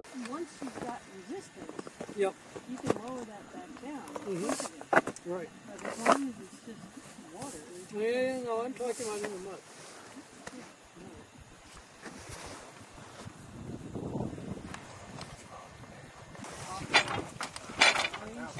Oh.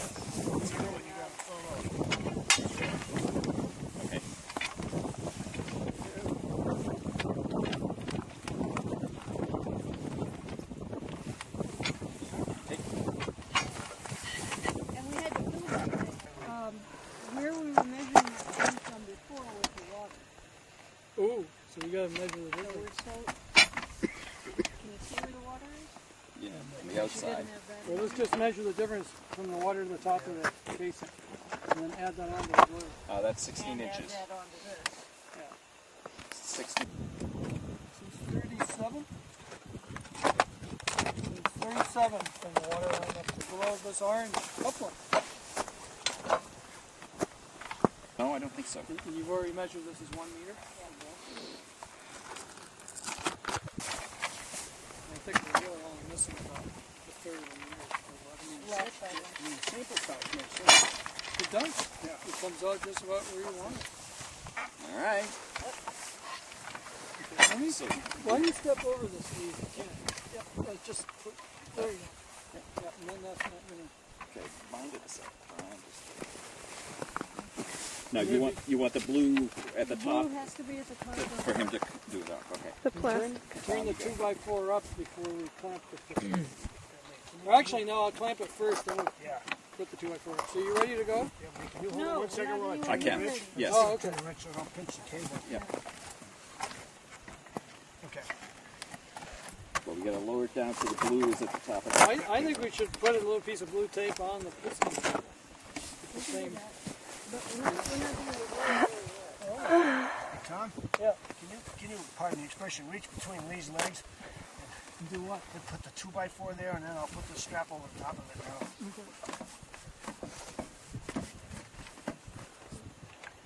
A quarter of an inch, Lee. Okay, I'm home. No, you're going to lose that after I clamp the piston. We're going to lose 2 or 3 centimeters at least. Up or down? Down. Oh, It's going to go down. More down. So if anything, come up a little bit. All right. Come up a couple centimeters. Okay, we are. You got it? Yeah. Because there's no way we can clamp this tightly. In fact, if we're not high enough, we can redo this. You want to hold it tight and that's fine? Now let's see if that's about right. If it's not, All then right. pretty good, huh? Yeah. Yes. Perfect. So at least initially we can see if that Well, piston. yeah, your tape here is perfect, I guess. Now I'm going to hold it so it doesn't go down. Until you're ready for it to go down. I'm ready for it to come, actually. But now what position is the square rod in? It's right where you want it. Okay, look at that. Sure? The square rod has to be right up in it. So all the weight's on the piston cable. The whole weight of the stem is just on the piston cable, nothing else. And it's not that tight, surprisingly.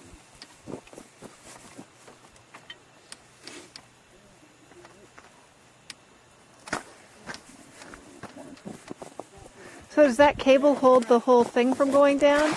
See, it's holding the piston in place. And then we're pushing the whole stem with the core barrel down past the piston.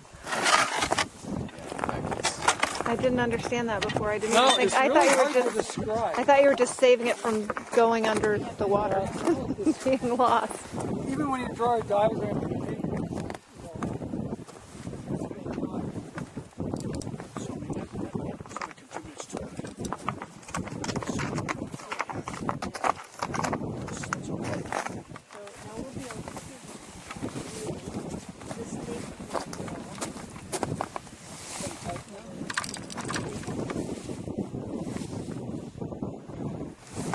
So you want the cable to remain stationary. Locked it, the table down. How far? Oh, yeah. So that means we go 10 above this stuff? We've already started pouring. There at the top of the core. Ready? Still can't soft stuff.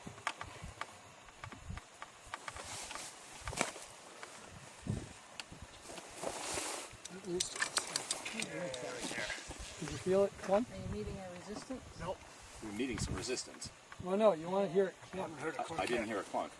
You should maybe put a rod on it before. Do we do the 10 centimeters to feeler? You really have to go until you can't go any further. Right. Oh, yeah? Because otherwise the piston's not at the head. We're still going. Yeah, we're going to go. It's getting tighter though. There it goes. Yeah, there it is. Yep, that's it.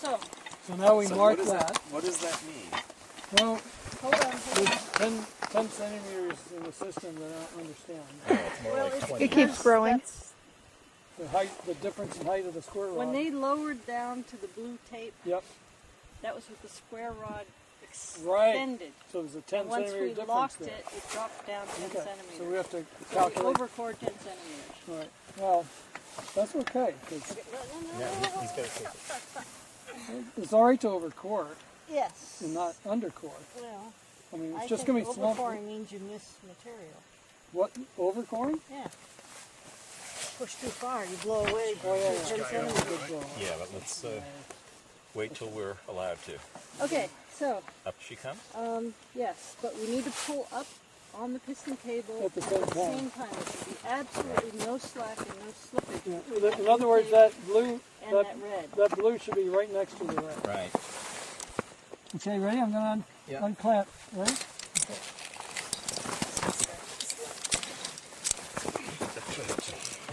Lee, you go over and get the other wrench.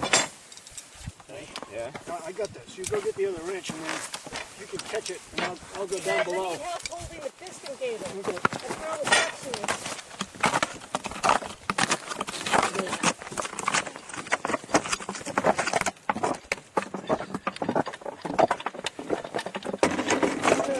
Is this really worth it? Let's do this. I think the wrench is in Okay. Well, what's pulling on No, we got to disassemble it as we go.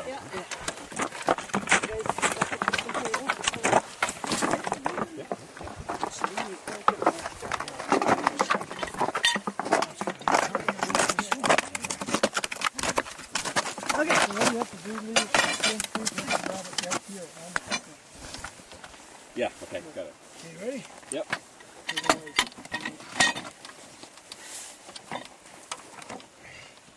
Unscrew.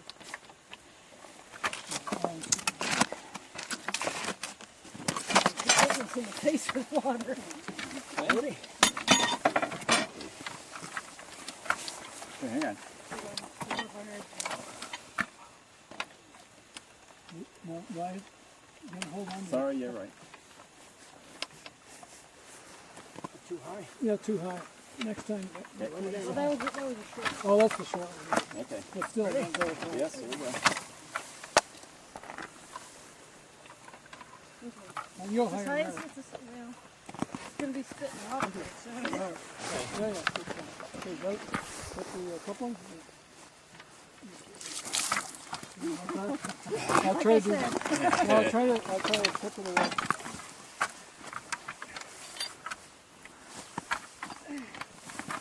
That's a little higher. No, that's okay. You don't want to get wet.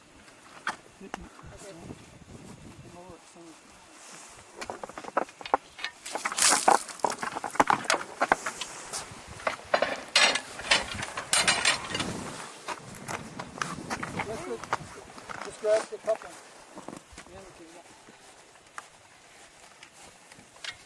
Oh, sorry. That was vicious. What happened? A lot of water just splashed all over Lisa's tongue. Some on Lee. I'll do better this time. You need some sort of Right, you wrench. learn. Much time. Notice I rolled the cooker.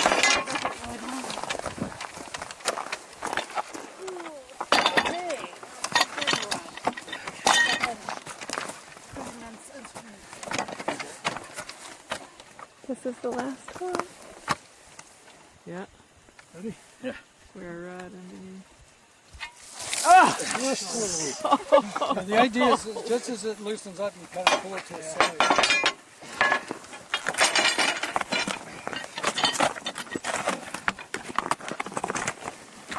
What are we doing? There's some goop in there.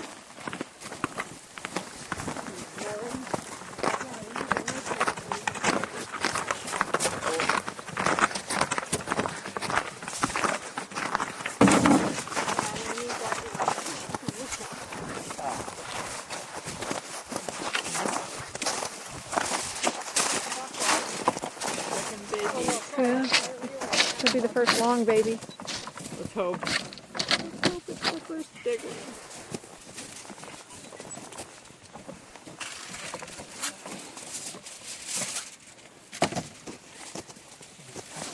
I hope so.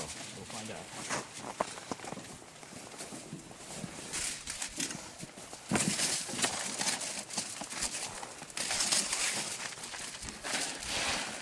We're all about to witness another Livingstone birth. Is this where we want to be? Right.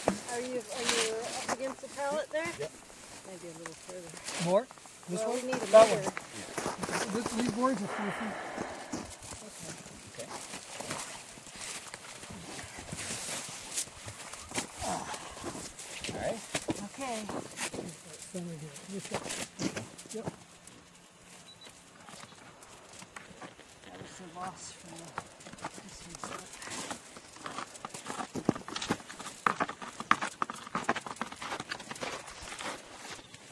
Any better than the last one?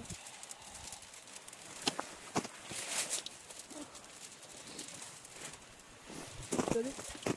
Oh yeah, look at that. Just soft stuff on top. Yep. Yeah. Barney, your foot. Your foot. Careful. Is that it? I don't know. Are they No, there? no. This one's not there yet. Keep going. This is the slump. Yep. That's it. Well, that's better. That is. Well, this is probably all slump here. Right. Okay, so that's not 10 centimeters? It was closer to 20. Looks like the baby getting into some bad food. Yeah. What is slump? Well, it's the stuff that... Well, you can't help but for it, No, kinda. but no, but this... Yeah, that's exactly 20 centimeters.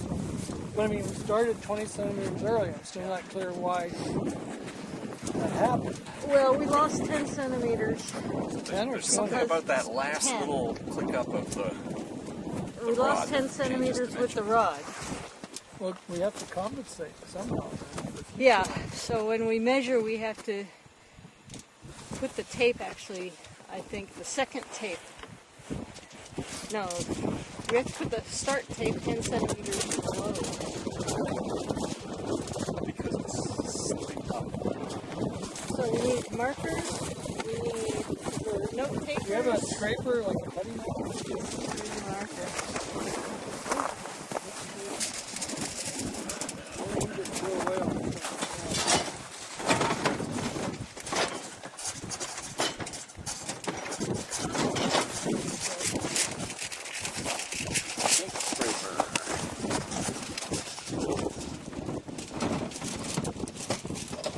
Air is always supposed to be top.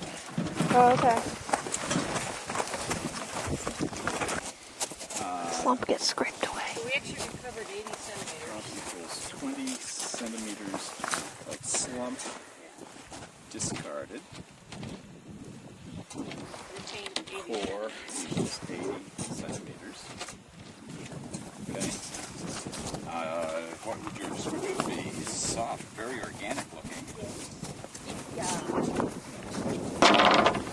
That's Yitya.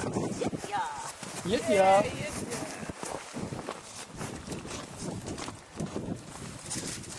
Very brown. I was telling him last night, trying to get Yitya and Sastrugi out here. Where's the Shastrugi? On here from the wind. I'm not convinced. Now we're going to make sure we don't walk in that, right? Yeah. Wrapped in saran wrap. Some of it's in the Looks like a baby with too much iron. Yeah, that's what I mean. Just. Well, not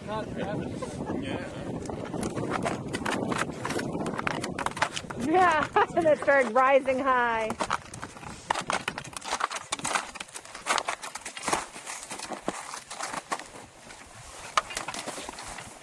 All righty. The second porridge.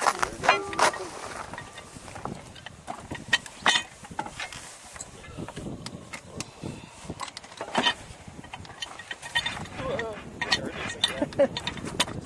Trying to shock me. Pull it out. That's it. Yeah.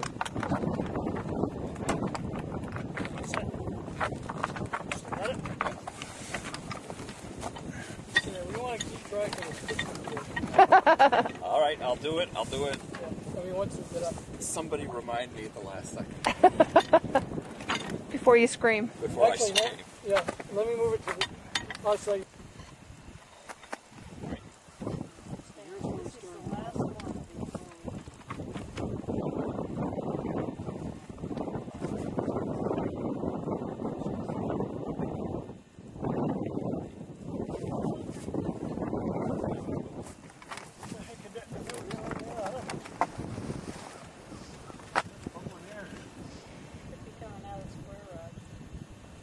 Yeah, it could be coming up much more.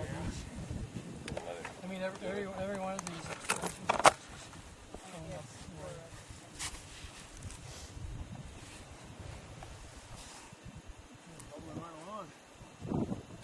So the water is going to get you wet and pull up. Yeah, exactly. No, Lisa wet. She's the one at the bottom. That deal we made before over coffee. That's why I'm getting the big money. That's right. You get donut holes. All right.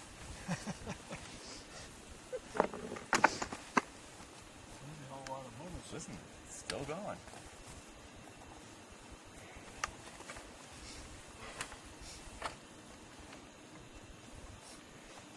We don't actually have to wait. Yeah, I suppose the less water gets in. Yep. So we're going up to about that black, right? Yeah.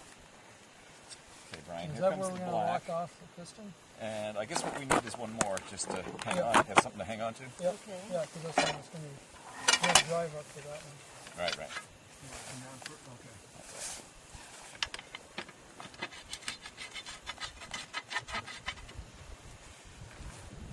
You don't want to go all the way down the black because I want to clamp off before you get there. All right, tell us when. Let's see, right about there. Okay. No, maybe a little more. It dropped a little bit after I clamped, right? Yeah, oh yeah. Yeah. Yeah, I would How say about that's top. No. Top. Too much? You want to come back up? It's okay. Just don't let it go any further. Yeah.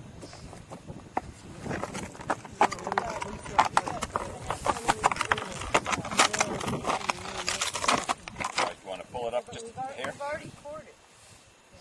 It's already there. Yeah, you're right. So going up and down. That is not. Yeah, right. You're right. This guy Tim, I think he had a twin brother. That sounds big. Good for you. I knew it was going to eat both of us all day. I don't know if his brother went to Drew. Wait a second. Okay. All right. Now, did you want to mark that again, or? Let's put a piece of tape on the table.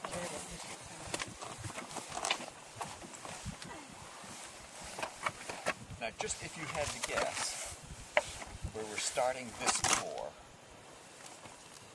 do you have any way of guessing how far back in time we'd be likely to be? Well, Lisa thinks we're 2,000 years down. I think we're less than 1,000. Okay. Or about 1,000.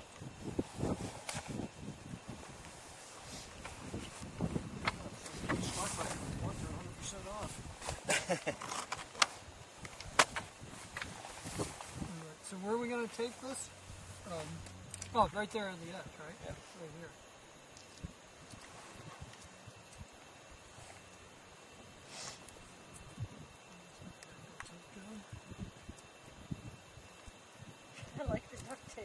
No, the thumb's not working very well.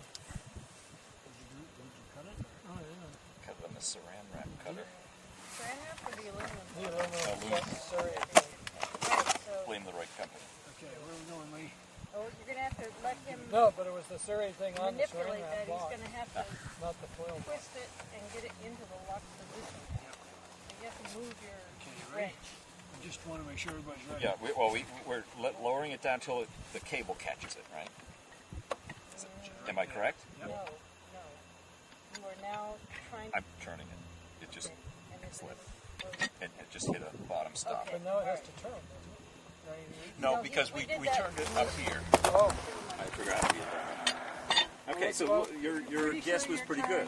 So in theory, this is all coring. And all new coring, right? And we are coring to Shouldn't here. have slumped this time. And this should be 110-ish. But really, we are ignoring that. We're just pushing until this is getting substantially more difficult. It should get stiffer.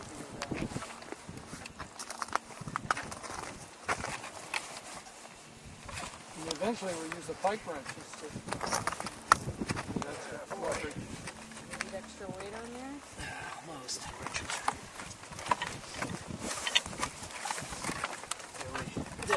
Put another rod on it. Sure, help me much. Here, you want another rod above it? Actually, I only have like 5. And my weight on it. That's why I have that coupling with the hole through the middle. Somewhere, I couldn't find it. Look, we're pushing the casing down now. Middle bar of the Okay, I think... That's probably your thread. You measured 110 from the other tape? Yeah, I didn't feel it click. Because the piston cable is... Cable's right. Cable's real tight. You know, we got that part in good order. I think you're actually there. I think Okay. I think you're there. Okay. Because if you look at the top of this thing, that's about Oh, it's right. true. Yeah, okay. So you can keep track of the cable because if he's taped there is right where it should be, pretty close to that. I mean, if you want, you can retape it a little short of that. yeah, actually our reference point. We've been using that to estimate where our next start point. Good point. Or we could just measure it. This is the one that has the hole in it.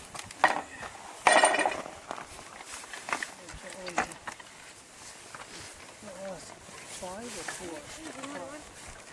Oh, stop. Oh, yeah.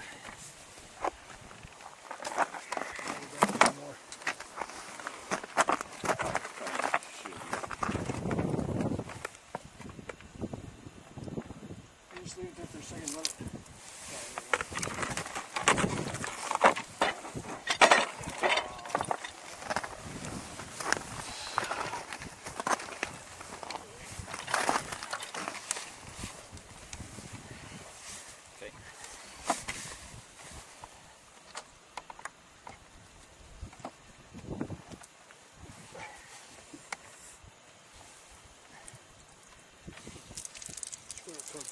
Yeah, do it. Thanks, Dave.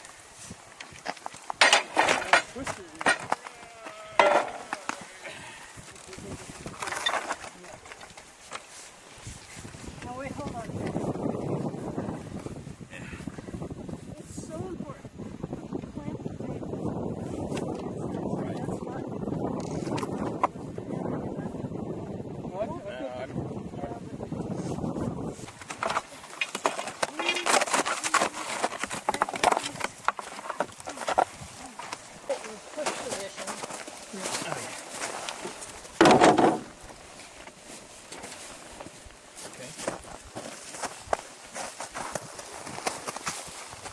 Ready to push?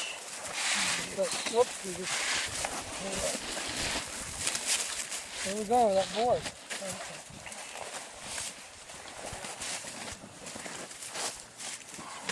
Not staying put. Just push the board first. Okay.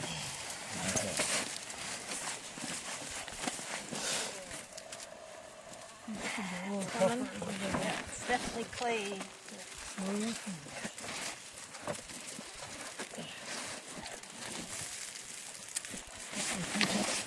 Don't pinch as much. Don't Lift up more. push Lift up down more. there. Hold it up.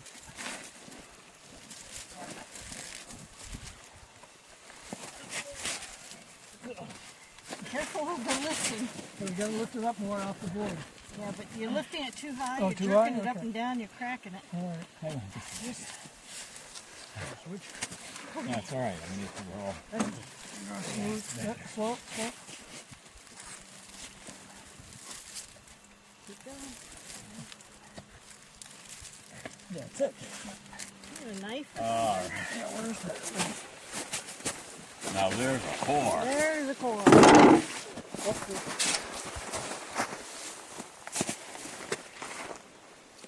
You see, that's the goop. That's the crap from the top, right? Oh, I don't know. Not much. We didn't expect to get much, and we didn't. Get sandy? Yeah. But at least we're not getting all slumped. It's starting to get a little bit more gray and clay rich here, which is why it's separated like that. And there's a fracture zone here. That's what we call it. It's still very organic rich. Yeah. So, let's see. Once you get this organic material trapped under the fine sediments, it just doesn't decompose.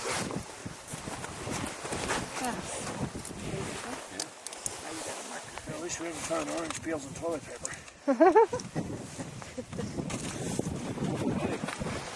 How are your hands? But they're okay now. They're actually these are wet inside. Oh no. How are your hands, Lee? Okay, I'm going to need that lunch break. So many school days. There was discussion about maybe Oh, not doing yeah, it. yeah. What number is this? Shorter, Well, we've got 4. This is 5. You know, they got the little one and then 3 much better ones. Well, you were here for I was here for little and the better. I was for all those. Yeah, I think that box you were here, right? Yeah. Oh, so you have one more. This is 2 more since you left, since that box. Oh, you've got 2 in this box? No, just that one. 1. So I was here for all those 3. Yeah. So this I only missed 1. Yeah, you missed that one. That's the one. Oh. That's a terrible one. Yeah, they have one. Oh, your hands. Do you want hand warmers? Yeah, Where's the other meter? On the other side of the rod. What does the material look like? Probably didn't.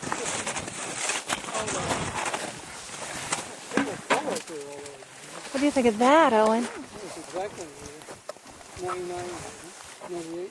Yeah. 99. So you're writing down the bust length? I am. Each one? Yes. So it looks like 98 on this Big. 99. 99? P, Okay. T4. We made a compressor one, but you think? CM. Core. There's a little bit of pressure. Right. Pressure here and here. Bulging out. Wow. Oh, Surprised we haven't seen any. Surprised we haven't seen any textile change yet. Yeah. Although you know it's getting stiffer. Oh, and you hold on to him. He came out with Dad. That's a good idea. Oh, and you're on the wire. Okay. I did not find. Come on. Volunteered as the strongest back. After all this stuff. Wait a minute. Pulling. You want to go to the top of the coupling? Or? Where'd you measure from before? We went to the top of the coupling. So we already have that. Well, don't we already have that? Yeah. There's a coupling. But what we'll do is ignore the first. It's tape number 2. Okay, we're gonna ignore my first. We're going to arrive Ignore this a one? meter Yeah, we're soon. gonna March ignore 11th? that one. March 11th, 2008. Future daughter and my birthday. Because we want Really? start up there where we originally. Yep. So this meter Gotta we get have a call. cancels out. ignore it or? Well, no, wait a minute. We have to add it. We have to go the other way. All right. Let me retake them. Sorry about that. It's right there. Well, that is force center. That's right. Yeah. Oh, that piece that you've put Yeah, in. because I put the original tape on it before we were finding out. Okay, so the transition is 1 meter plus a 4 centimeter Too high? Too high. Too low. coupler. So, but wait, if we want to actually go into the sediment. So that is 13.54. It's not rolling, sorry. Okay, go Lisa! My name is Lisa Donor. I'm a research assistant professor at Oklahoma State University. And this is what I do. So you research all the time? I'm supposed to. I do teach. Oh, you do? Okay. But that's just to bring money in. Walkie-talkie's working now. Oh, over it, okay. Use this as a guide to setting those casings. Okay. So you get it all the way down and then put the casings over? Right.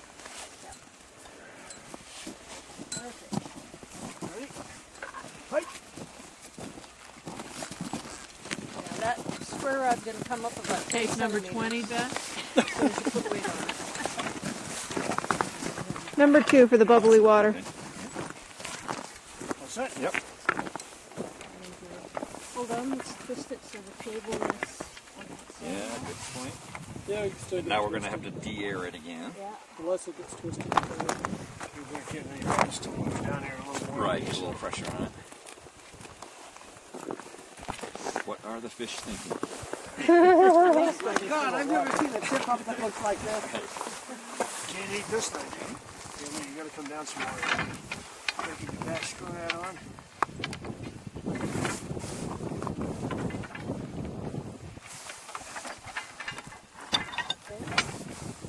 Ready?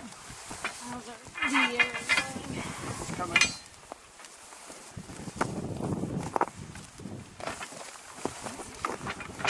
Who wants to get going goes fast. I got it. Are you ready for hot chocolate? Yeah. All right, On my toes. it's already made. Can I stick my toes in it? We've got thermos of hot chocolate out here. We're still de-airing, dude. Coffee or tea. Wait a little bit. Because we don't want that to bubble out around the sediments, too.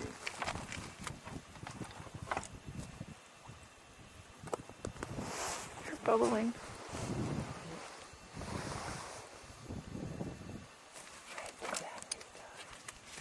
Yeah. Anyone ready for coffee? I'm going back. You bring the porta potty? Yeah, right. When were they going to deliver that? I can't remember. Nordell has one. He could probably rig up a little screening situation. Oh, we're not shy. Just to build a little igloo. Yeah. Nobody's watching. No more bubbles. Okay. It's a lot trickier in a boat. A lot trickier for a woman. Yeah. Yeah. What a situation. Whoops, Brian, you all right? Yeah. How heavy does it feel now, Brian? Yep. It's not fully wrench heavy yet.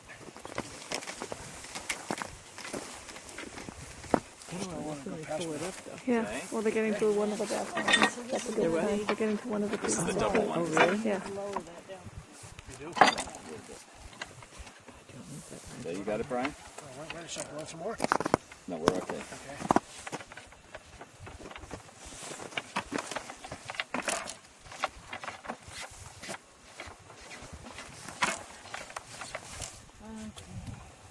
Right. Okay, yeah. Now let's get in the center of the hole here. Yeah, ideally it's nice to get this first More one people. as vertical as possible. Right. Okay, so we've got a piece of tape that's coming out.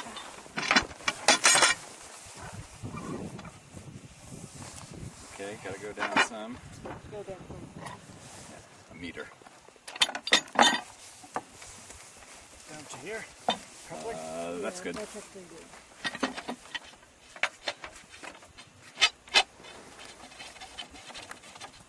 Okay, now we're near our push level. So just above your head is the tape. Okay. So Lee is watching the tape, right? Yeah. Yeah, we need to lower it down slowly. But we want to get it centered at this point. You don't feel any mud Put there, it I hope. straight up and down also. It's not straight up It and doesn't down. seem straight to me, Lee. Come my way a little. It's not centered in the hole. But You're not feeling any resistance, are you, Brian? I can't feel any yet. Nothing, okay. Okay. Well, you So probably down it won't. comes. The tape is approaching your upper hand. twist it. Oh. You're going to do up and it's pushing through the You're right. at the bottom. Okay. Okay, keep it on. Yeah, are we fighting one another here? I'd like to fight me a little. I'm trying to make sure it doesn't get out of control Right, here. okay, that's good. Okay, now you have control of the tape because you can see it better than we can now. Me? So you want the bottom of the tape to be at the top of the water? Yeah. Right. Here it comes. Tape is at the top. I just felt it. No kidding. Are we felt good? Okay, I'll let you know when that piston is fixed. Hold it steady. Come up a little bit, that way, Yes. because we're going to get some stretch from the piston. You So got to be come up really just, careful with this. come up a little bit. Go up and down in the sediment. Come up about 3 centimeters.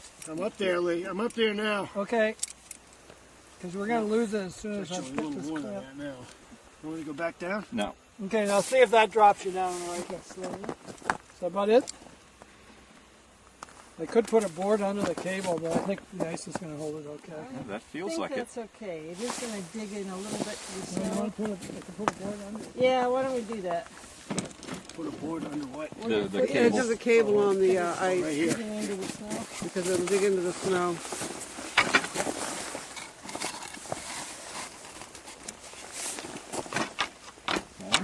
All right. And now what we're going to do is push straight down to the bottom of that one. Okay. Now, it's probably not going to take all that much. Are you ready? Yeah. Are you vertical? It's not absolutely critical. It's just it'd be a lot easier to get the casing. What the hell is that? Oh, we haven't We forgot set to- it. Yeah, we forgot to lock it. Take this thing off. Oh, I thought it was locked. Oh, no. It wasn't locked. Okay. Me? Everybody, look there. Everybody. Okay. Good. You want me to let go? Yeah. Yeah, because it should be resting on the bottom. Actually, it's resting on the piston cable now. Yeah. Good?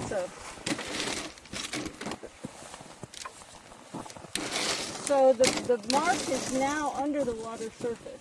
How much? Now, By 20 centimeters. yeah. How many? Not that much. Yeah. 10? Got a ruler? Good 10. It's down there a ways. But that could easily have happened just from having the weight of this on there. Yeah. I mean, it could have started to core. Yeah. So I think we just assume it's all right. yeah, I think if you like it, the verticality, I'd go for it. Okay. Okay. So down it goes. Boy, is that Slow, first one. slow. Okay. Hear it That's clunk? it. No. You didn't hear it? I didn't. But you can feel it though, right? You can't push it anymore because you're trying to push against the piston now. I'm holding a little weight. Okay. Should let go? Yeah, because see if you can push it anymore. You shouldn't be. Oh, see, you're still going. Surprised you're still Now going. it's there. You're there now? So that was the difference in Yeah, no, where it's that still sunk going. down. Yeah, so we probably blew out the top 10 centimeters, you It's think? still going. Don't keep pushing. I'm not pushing. Okay. I'm just Well, not. I'm also, just not. don't let it just sink. Oh, okay. No, but it shouldn't be going on more because the piston's locked off.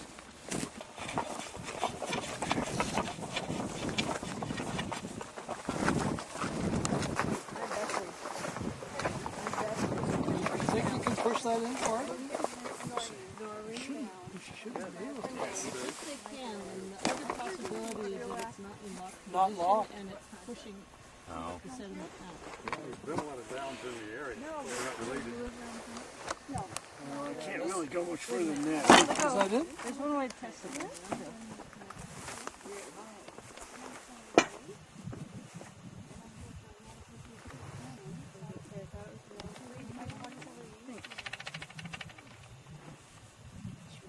That's fine. Where's the tape? Way down. Well, you can see it. It's Yeah, half a foot meter. down there, see? It's not that far. It's not a foot. How could it go farther? And can it go farther? No, that's it. This is the, That's the bounce point. well, maybe the top may be so flocked when we measured, when we did our sounding. Blowing that out. So. Let's see what we got. I mean, it's the top screwed up, that's okay. Yeah, and I'm just thinking, yeah, we have to just mark this right here. So I'm just thinking through this. So.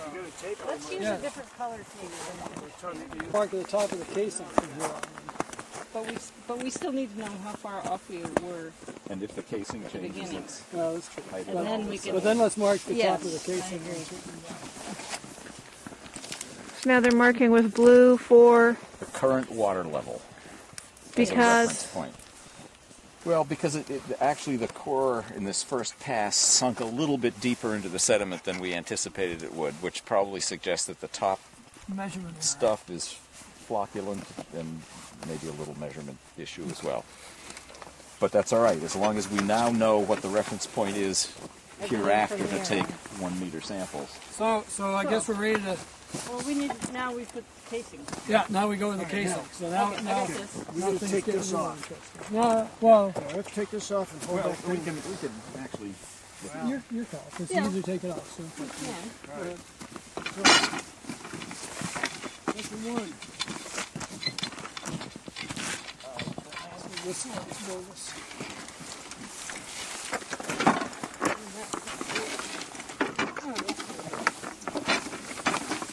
I've got it in order. When is the mark back for the second step? The mud kisser. Yeah. We're using one small problem, and that is your cable. Oh, we got to string the cable through all the. It has to be inside the casing. So And that defines where the casing top's going to be too. Well, we run through the cable. But it seems to be all right. But we got to do this for Pollock. Here, I'll grab this. You just pick up the casing. Thank you. Right. Thank you. Of course, I don't have any grippers. grippers. You're almost at the snow. You know, let's ride it in.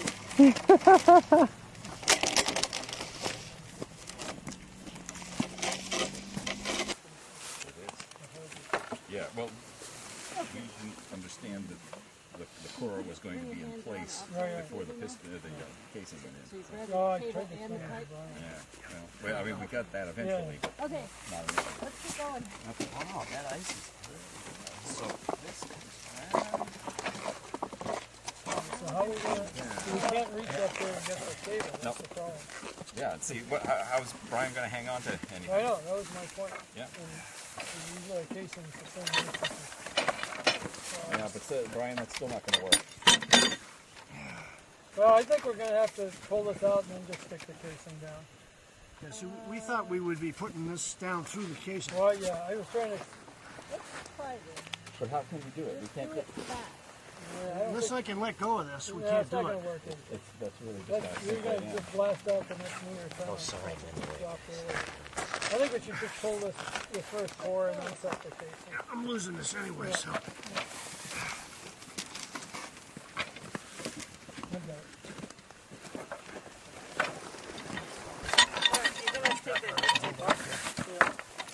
Okay, now when you pull it up, pull up the piston cable along with it. If you don't want the piston cable to slip back down the pipe.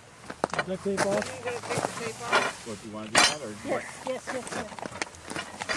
One thing I sometimes do is I mark the, I put a little piece of tape around the cable, same level as the blue tape around the rod, so that way we know if it slips. Yeah. Okay. Do that. All right.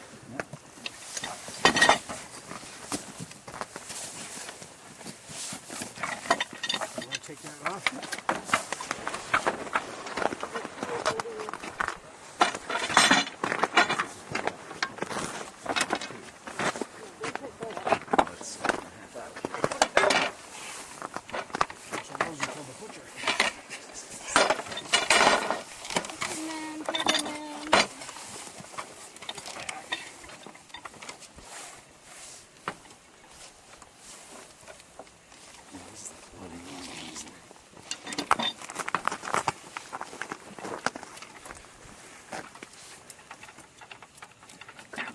you have a stopper ready? Grab that whole thing. So do you have a stopper for catching the bottom? Or should we just put your hand on it? No, wait. These over here. Get out of the way. Hey, I'm gonna go. Okay.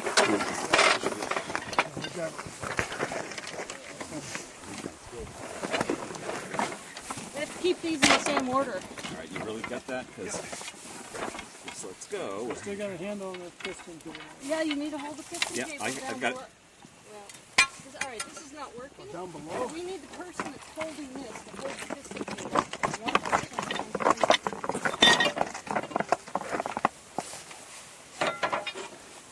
Yes. And we need to hold the cable. You got that? The cable slips and we lose it. Like this. It's got to be really tight.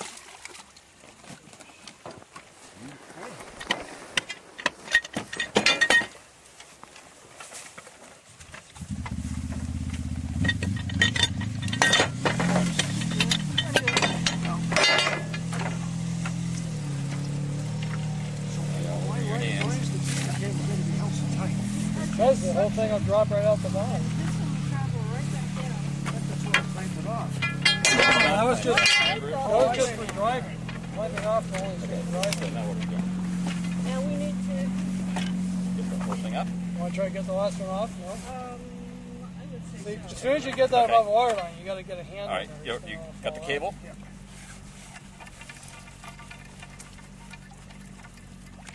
Let's try to practice. protect We Lisa. really messed up. Very cold. Another hole.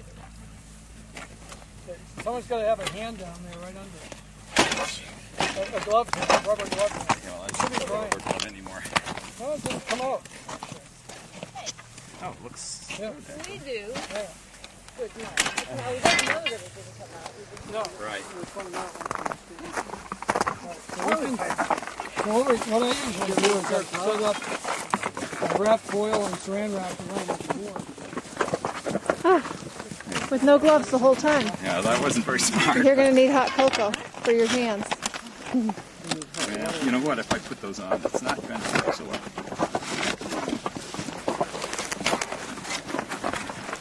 Please.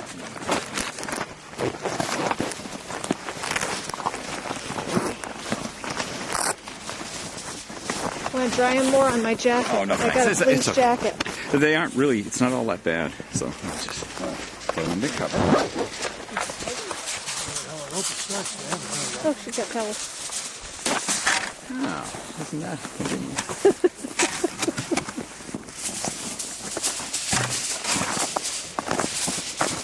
Are you setting up for the barbecue?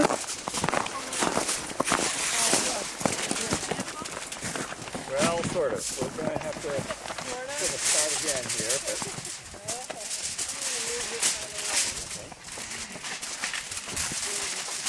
And you saw our little map.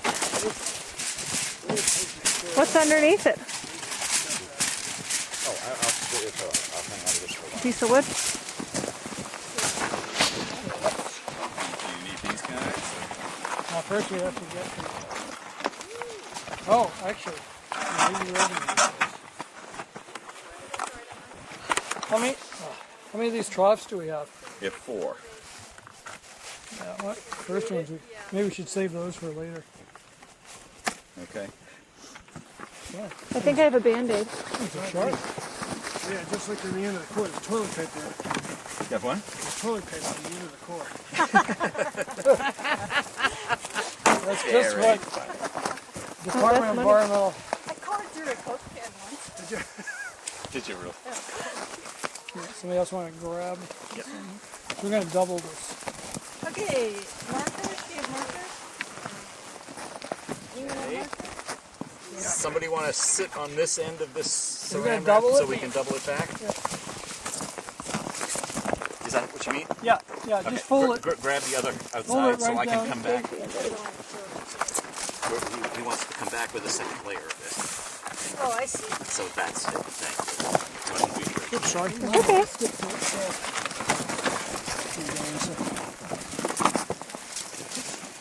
We will. What kind of big Band-Aid? Oh, right there in the box if you need it. Yeah,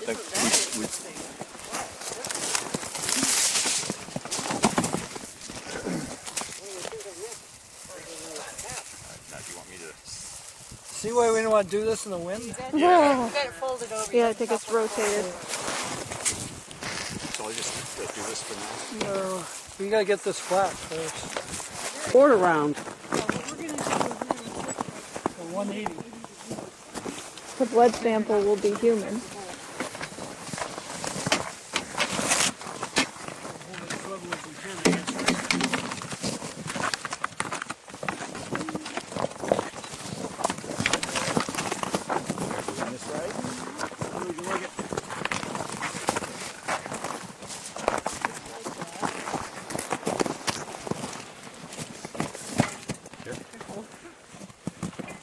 And then what?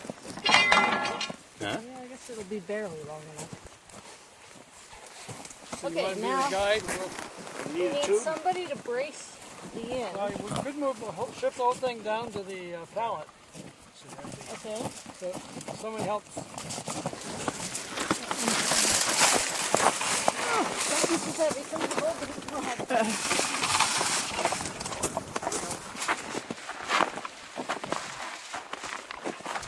Okay, now, what usually happens Yeah, we may have to. is that somebody in their enthusiasm for pulling lifts up or pushes right or left. Okay. Which creates a nice S-curve in the core as it comes out. That's not good. So the tricky part is to Pull it straight back. pull it as steady back as possible. And the other thing is, a lot of times this thing grabs the plastic and starts ripping it. So, All right, so maybe if you guys are more used to the pull on this first one, you should demonstrate the pull and let us just do the holding part. Is that sensible? well, It doesn't matter. Could do. I mean, could. I think we may need people to stand in that pallet. Well, maybe not in this one. This one's not We'll pretty easy. see. We'll see. Now, is this thing unlocked?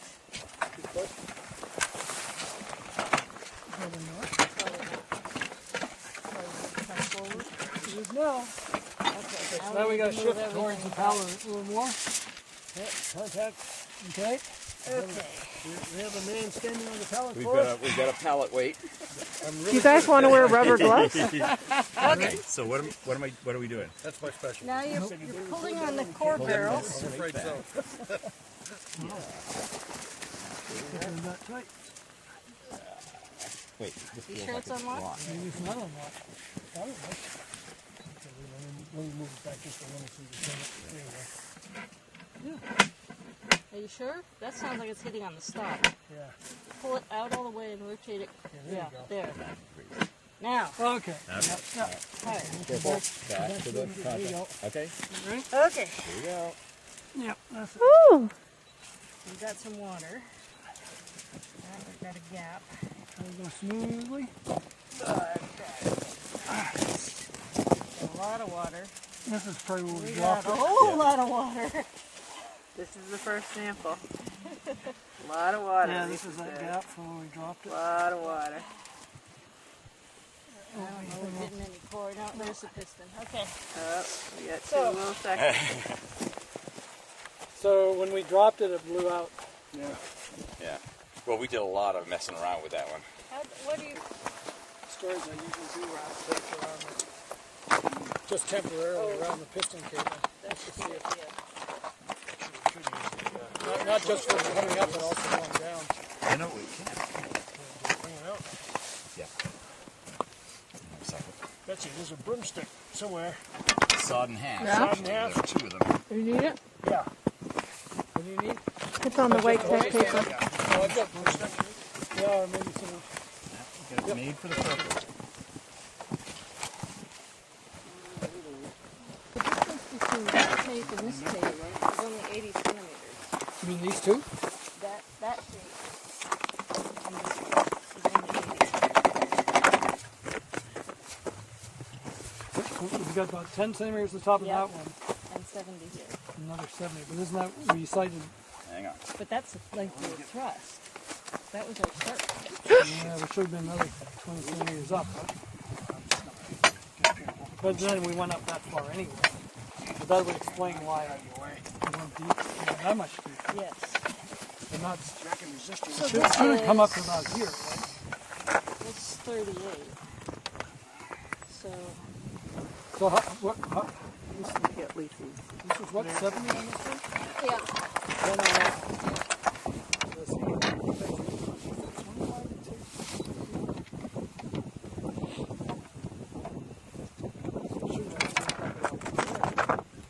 So we're actually only about 10 centimeters.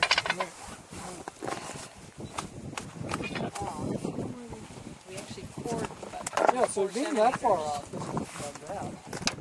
I mean, that's not the cable, so.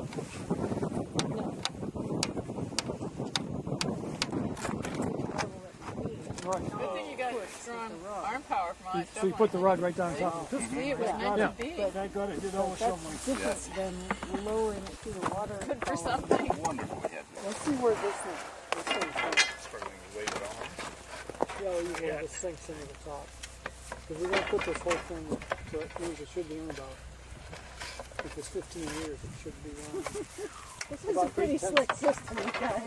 It's not so bad, right? I do like it. All right. See, but the whole thing contemplates everything going down through it at the beginning. Figured that way you could make it, just enough of the money. You're really in a delicate situation. You could. So you just have 2 screws on each side? on each side. We're figuring it's not going anywhere.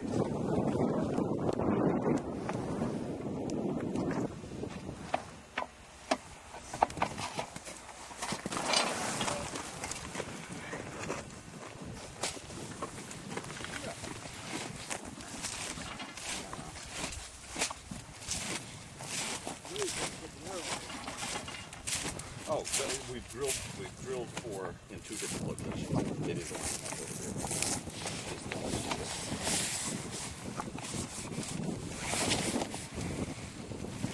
That's the top. And what did you say about averaging a meter is every... Well, we thought we were going to get a whole meter on this first. Right. And we only got...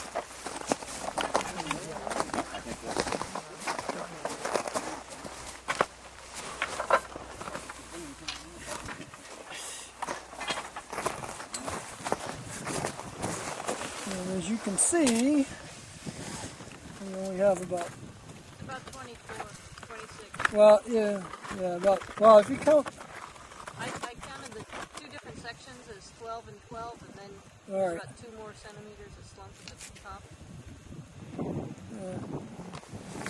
But the stuff at the top is, you think it's slumped? Okay. I'm calling slump because it's slump, not as in... I mean, it's the flock. No, had nothing to do with it.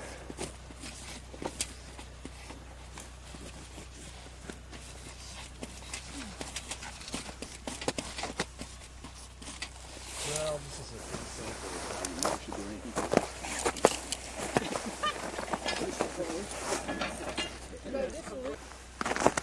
Lee and I have been talking about the video of all of this, and figuring we should submit it to the Nobel Committee. If Al Gore can get a Nobel Prize for inconvenient truth, we should certainly get one for this. And you know what we're going to have to do is, I can't get my pliers past your big fat head.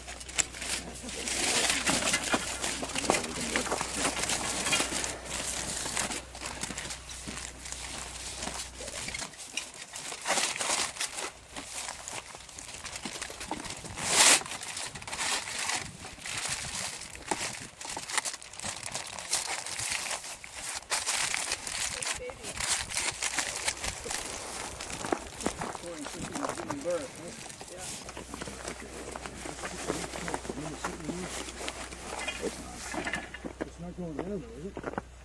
No. The first baby. Yeah. Just a very little bit. You know what? We're already into soup. What the heck? Yeah, you know what? We're probably disturbing the leader segment. Totally washed out. It's still in there. Yeah, but we based the depth on the push rod. Yeah, but I just remember when we thought we were there. And Which frankly just makes me feel better about myself. What's that? That the math's been problematic. The The math? scientists, the math. Oh, the math. The math, the measurement. Yeah. All that happens. Out here, you got to do it all in your head. Yeah. No calculator. Oh man. The water is cold, and you were exploring all over your floor. Barely be mitten. Turn it this way. It's 12:30. Okay. Shut up. That's not funny.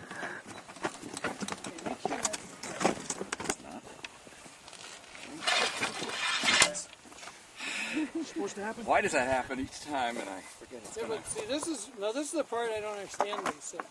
Isn't there a way to lock that square rod on top of the piston? You can't. You can only lock it. So I don't understand why when you get to stiff sediments, the whole thing just doesn't ride up. I mean, to me, I thought that was the whole idea of the square rod. The whole idea of the system is that you're not pushing the The stiff mud, though. Like, once you get down 10 meters, I've been down to that stuff, like at Kazumska.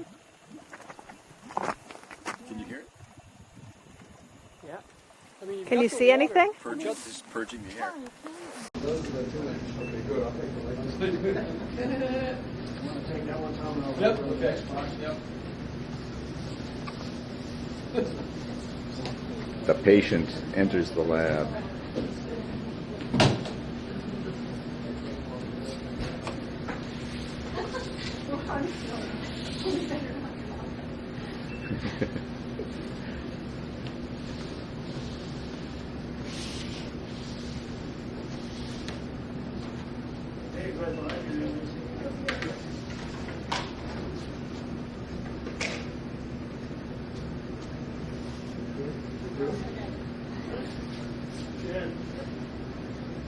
See that the core is coming out of the cold storage room at Plymouth State, this void building.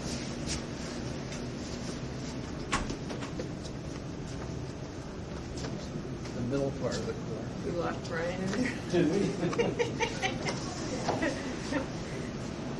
We locked in full refrigeration.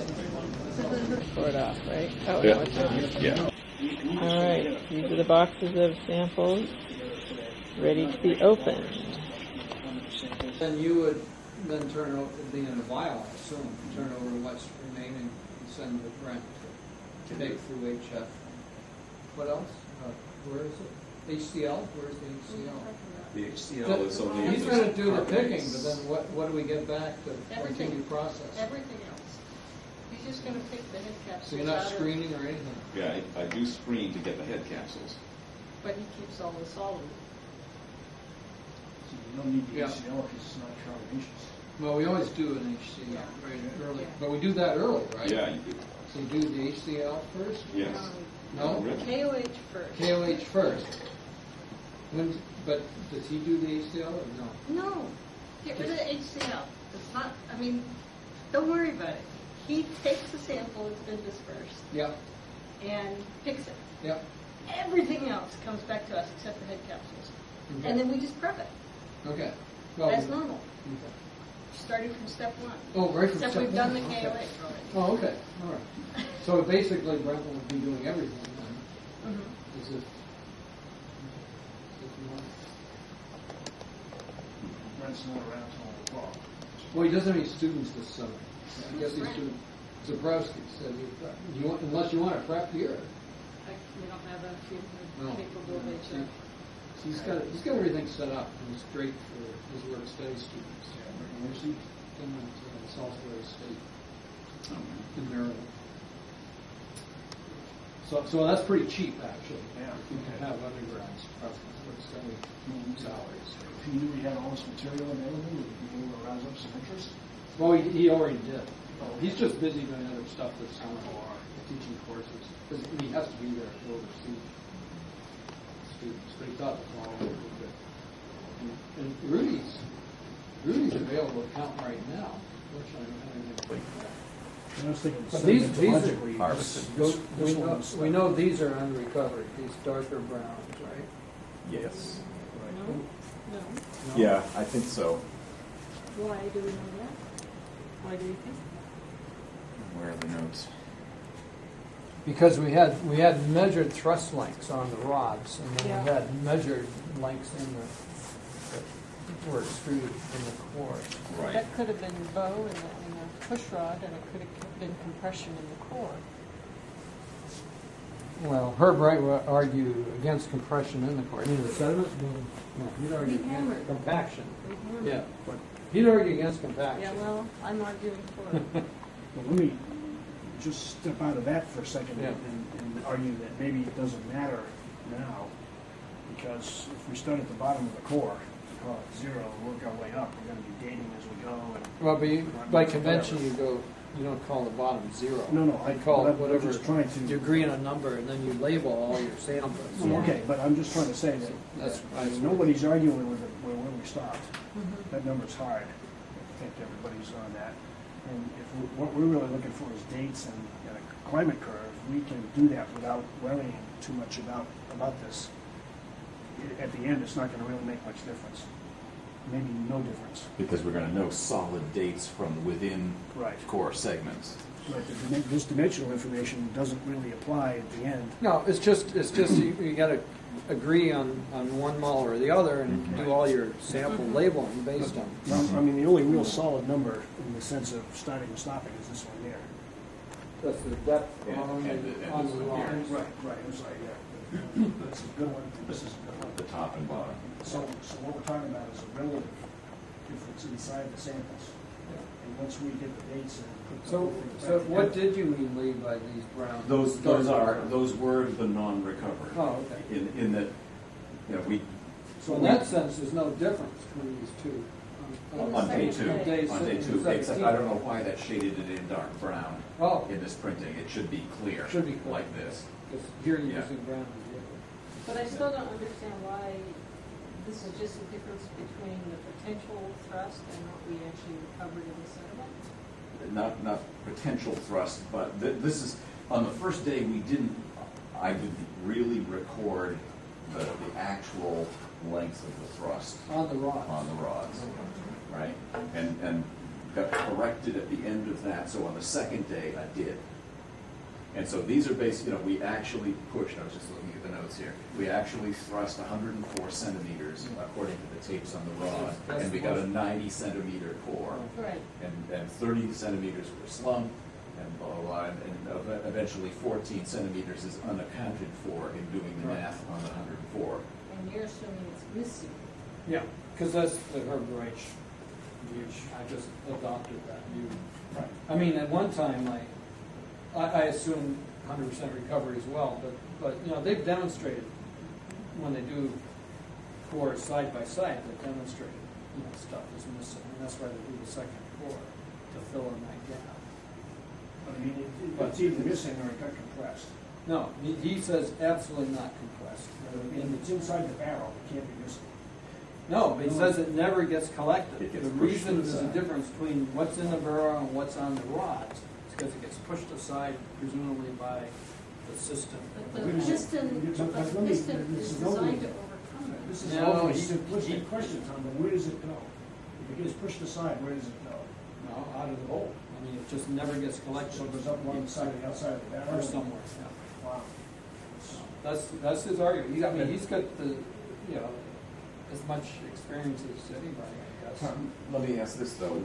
What about the possibility of gaps that small being the result of, yes, we pushed the top of the rod down 104 centimeters, but by the time we have thrust rods of that length, the bow in the rods could account for. Well, we measured after we released the bow. Remember, we'd let it. Right, but I mean, we're pushing down from the top. We're measuring and so forth on the rod right up at the top. Yeah, but we didn't do our measurements on the rod until we let it come back, relax.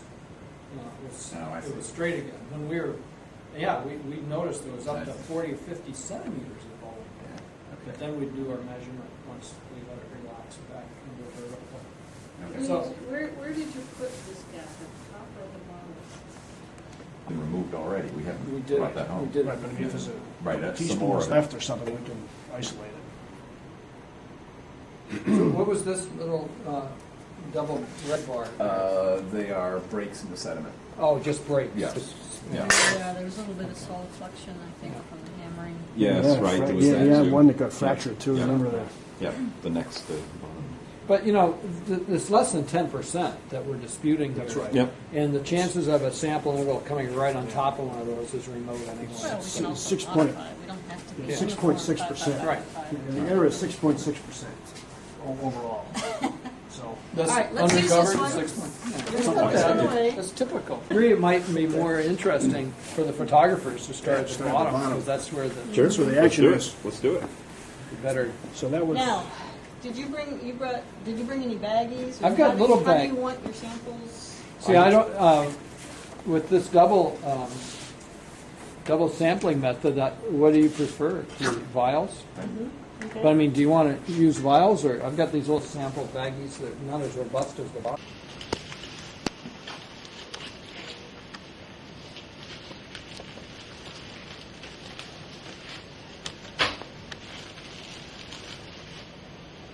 And it's still nice and wet.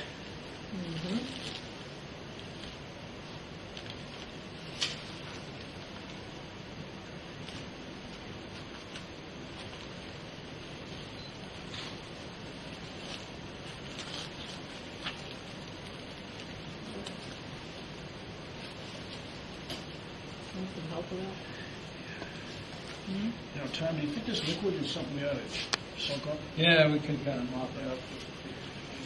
I mean, not so much to keep the place clean, but so we don't So we don't have free. spill a bunch of material already there. So we tried to get some of this up. That's liquid that's just accumulated on the outside of the Right. saran wrap. We want to make sure that it doesn't get in to move anything around within the core.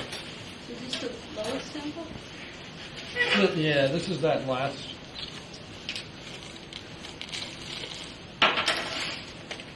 And a little slump on top. There it this is. is up. I believe so. Let me see. It's on that side. Yep. Okay, that's what it should be. Yeah, so that's the bottom. So this stuff had not seen light in maybe 12,000 years until March, and now it hasn't seen light since March.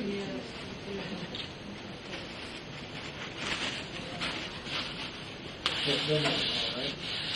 They'll never know. We borrowed their come later.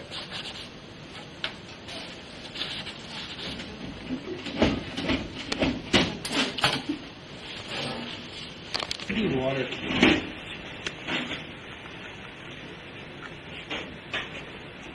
Surprised you this much from these much. Looks like it's compacted and squeezed the water out. Yeah. I mean, you expect a lot more of this in the upper muds.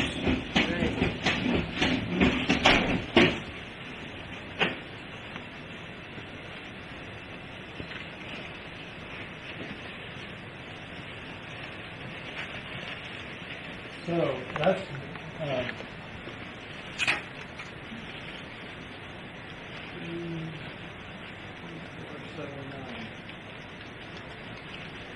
I think just leave that there actually for the moment. So 3479. So let's see. Let's turn it.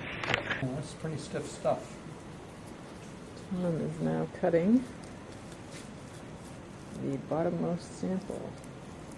I think a lot of this is kind of flattened because of the clay content. With a long spatula.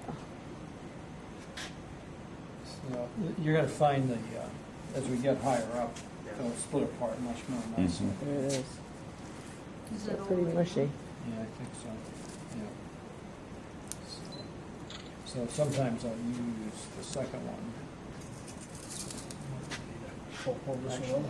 Actually, I'm going to come in from the other side here.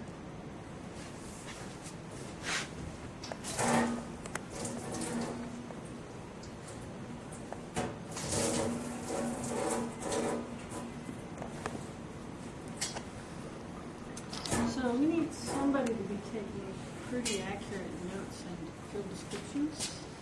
started. Is that But I- going to be for also doing the descriptions? Yeah, I don't know, and my That's why That's why I I kind don't of wonder trust if that that's as all slump. slump. I don't trust that I as don't think it is slump. Could be. yeah, I think Lisa's recollection is right that we took the organic-y looking It ran off. top We slump, actually had to right? mop it up. Exactly.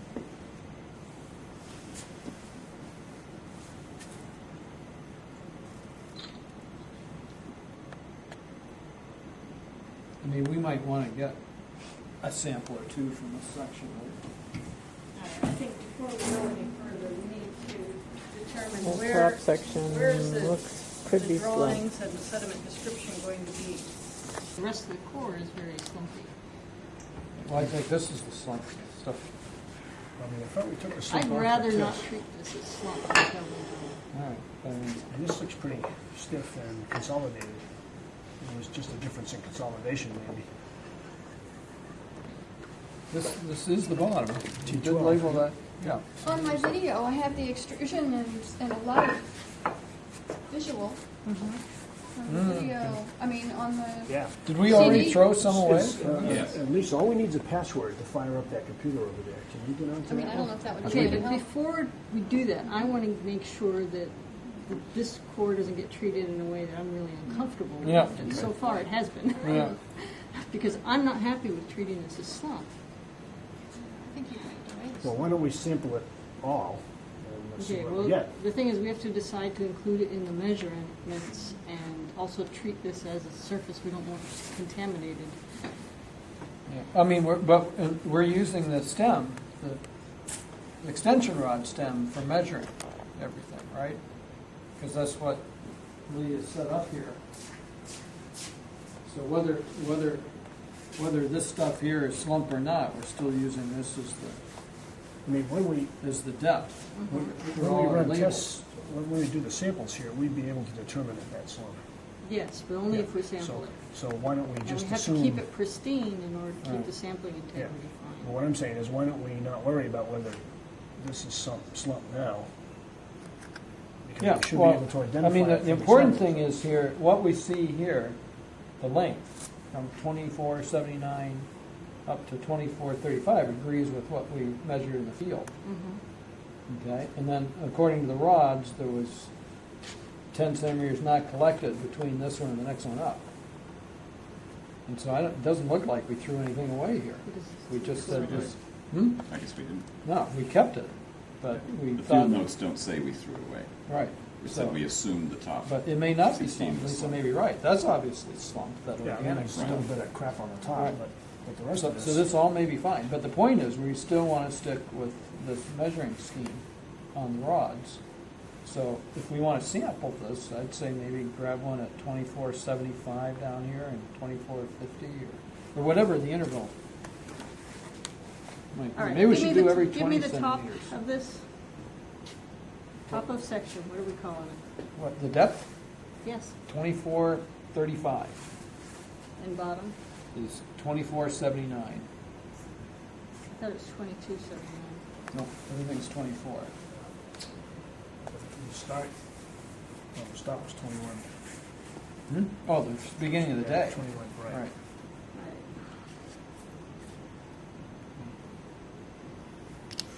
So we got 8 meters there, 8 thrust that first day.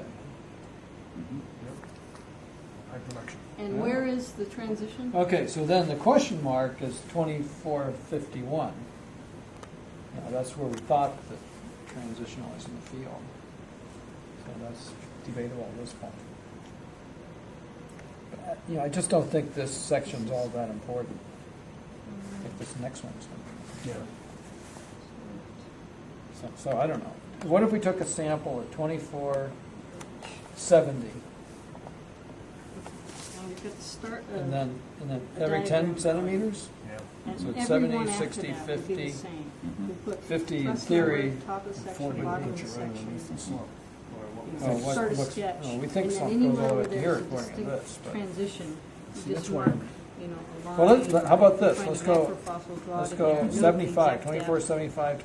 And then no matter 2465, what happens to 2455. So the those sample, it three at least have this. are definitely clean, and then this Okay, one, now I gotta go get the 2445, most would be a color questionable chart. one, as would be 2435 or something.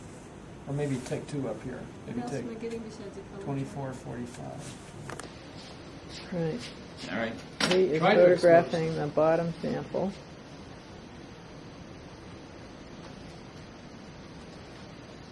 Is the color chart Brian is holding next to the sample.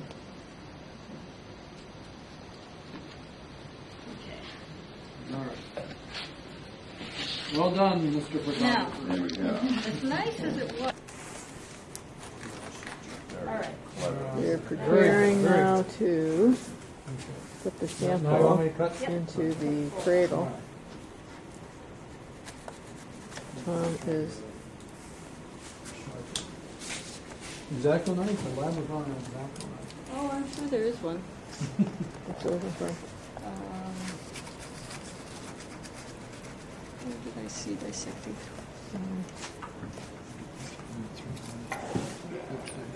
Tom is using a pocket knife to slice the core. Maybe they took all the sharp stuff away from the children.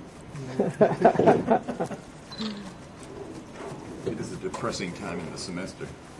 Right. It is, final exam. Did you just start?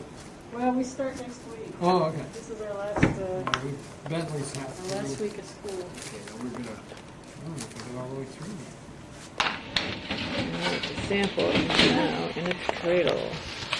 It's been split in half.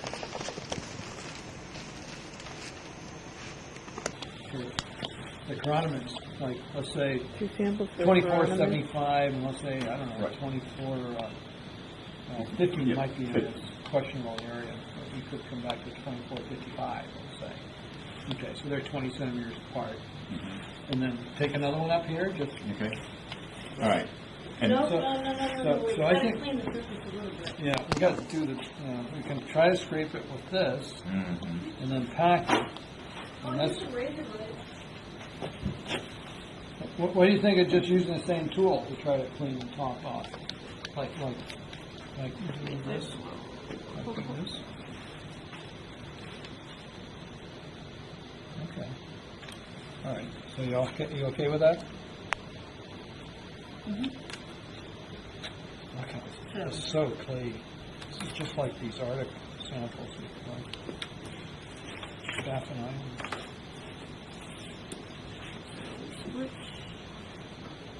So you're not. so I'm going after 3 centimeters cc's, which is up to the higher mark. Okay, so we're going to kind of have to pack it right in there. Okay, well, we're Now, doing. are you sure we aren't better off just plunging this? No, you can't. This stuff is really stiff. It might work. Push it. Might You don't work have a with softer piston. stuff. I see what you're saying. Yeah. It might, and that's why those But you other cutting could tools are plunge much even sharper with that. edged. With this. Oh, well, you might be able to. Worth a try? Samples, so what's it, samples for pollen chironomid? So this is 24. I'm going to try just to see. It won't go. I guarantee.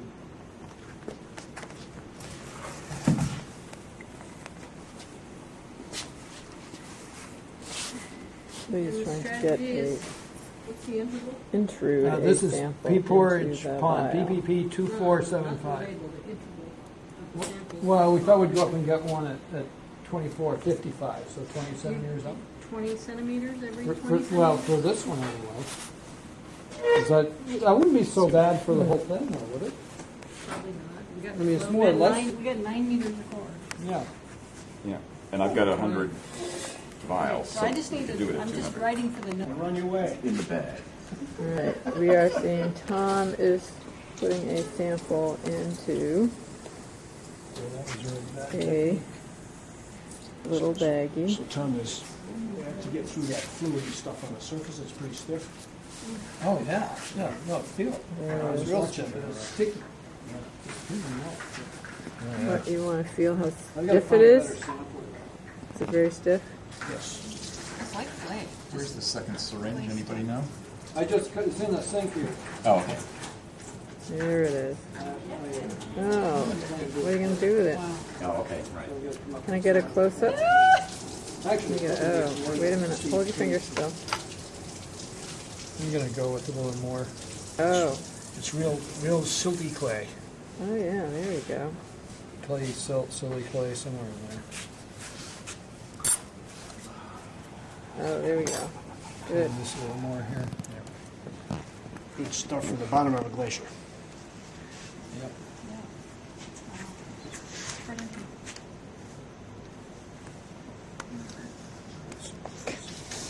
Problem is with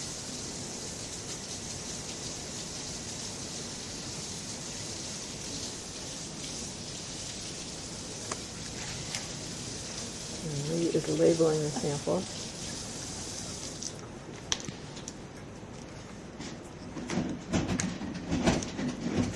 Samples labeled.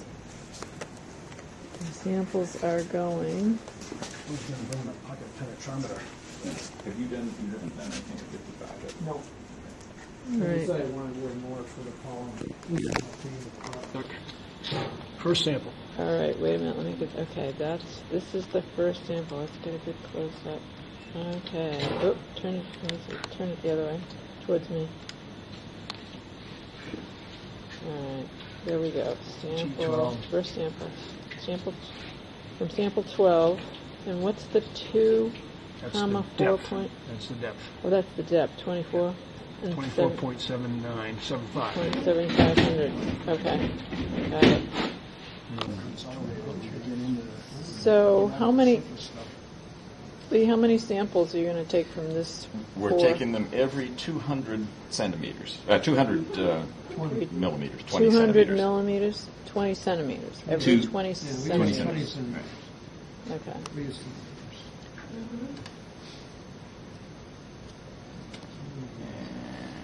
this 4 feet of snow. All right, now this sample that you are holding, Brian, this one, Pea Porridge This is Pond, pollen and magnetic, right? No, just pollen. Just pollen. 24 point. This is from 24.55 centimeters. And this is for pollen? This is for, to check for pollen. And chances are... Where is it going to be checked for pollen? First it's going to Salisbury State College in Maryland, and that's where it'll get prepped, and then it'll go to Stay in the condo? New Jersey for counting by a colleague who works for the post office. So this guy in New Jersey does this for fun? Yep. Well, we'll pay him. Yeah. But he still has a really nice microscope. So what they do with the pollen is count it? Yep. So we look at pollen to try to reconstruct past vegetation. Okay. Keep finding a day on top of Mount Washington. Okay, so the only pollen you expect from this are tundra-type pollen? Tundra, east. Yeah, like from Mount Washington. Yeah. Okay. And herbaceous. Now, how do these samples get to Salisbury? No, we've you just FedEx them? Yeah, we just FedEx them. No, I think they'll go This is cutting the core, the same core that they were sampling. Cores are usually much easier to sample. Don't usually have this much clay and plastic. Here's what we needed, scalpel. I'm going to move around here. So, oh, this is a much better angle.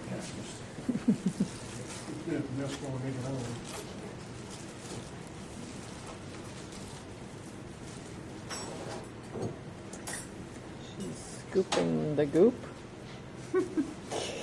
It's not yet though. This is Man, this is really. Well, it's nasty stuff to work. You don't know don't know where your sample ends. Right.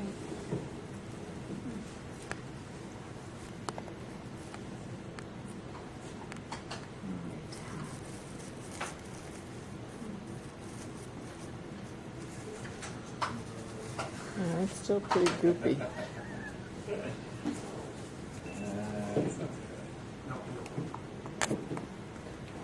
And those are all the vials lined up next to it. The next one? So these samples are the, say again, LOI, right? LOI, loss on ignition. Loss on ignition. And that's just a fancy way of saying we're going to burn them and determine how much carbon is lost when we burn them. Okay. That will give us the carbon content. Yep. Which And will determine age.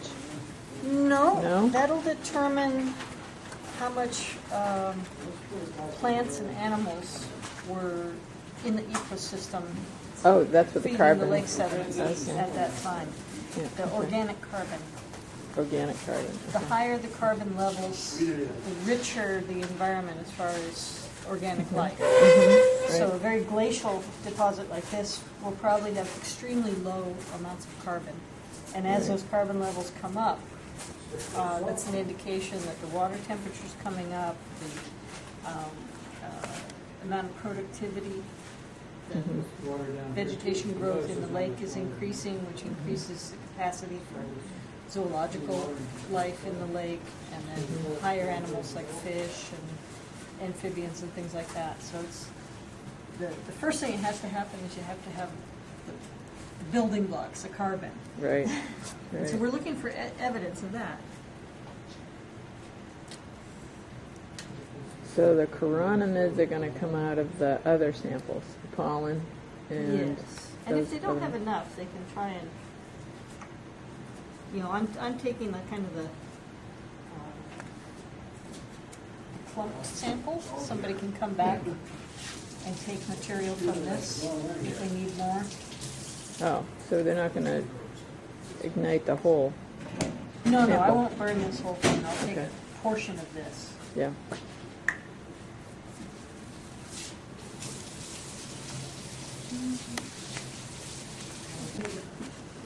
Oh, and here's sample 11. Yeah, when we split it open, actually, it would be nicer to be able to just keep putting it in the same setup. Yeah. And that's the bottom end, which is wetter. And the top end is darker and browner. So this is, more organic. This is the transition sample, right? Showing the transition from organic to inorganic. From what? Say again? Mineral soils to yitcha. Mineral soils to yitya. It's gradually from, it gets less and less mineralogical going this way and more organic. Right. And the color changes accordingly. They're splitting. Sample 11. Brian, you want the other spatula here? How do you spell thixotropic? Thixotropic. We try not to move up and down too much now. We're just trying to separate. Yeah, we're trying to move the spatula up and down because we want to keep that surface as back in the pristine as. Just try to slide it. At least we've got the surface on top this time. Trying to move the spatula off without affecting the layers, is that it? Yeah. Structure. Right. Structure.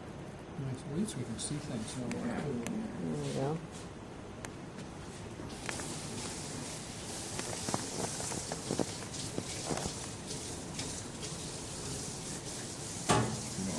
Up and down, the same thing with the same device. You know, we'll be mixing core clay from here to there. So I'm just really trying to find out if there's any structure in it. We get quite a concentration of biotite mica up here at the top. Some sort of weathering anyway.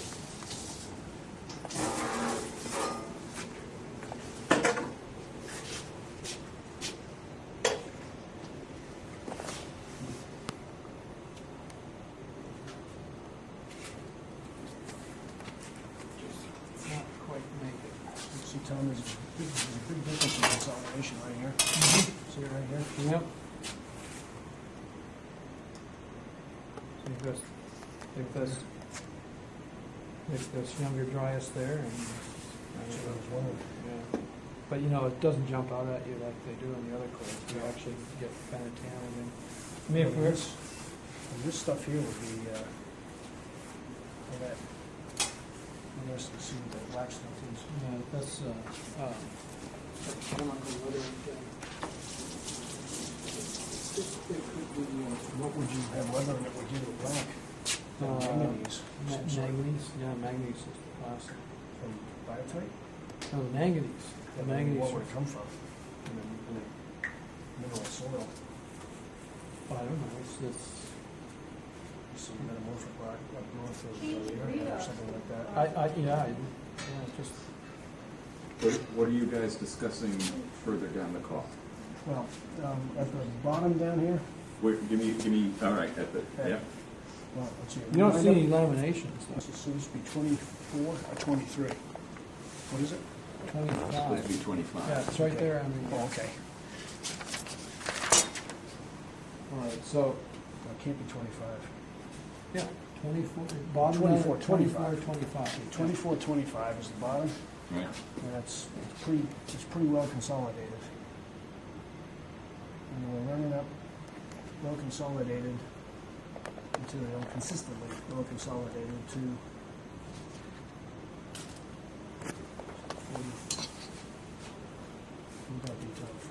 23 what? 23 then? 110.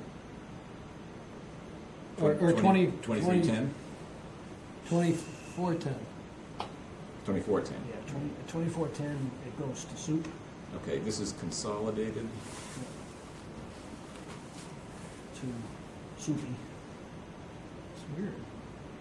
Is that a scientific term? 2410 goes to soupy. Up to about 2406.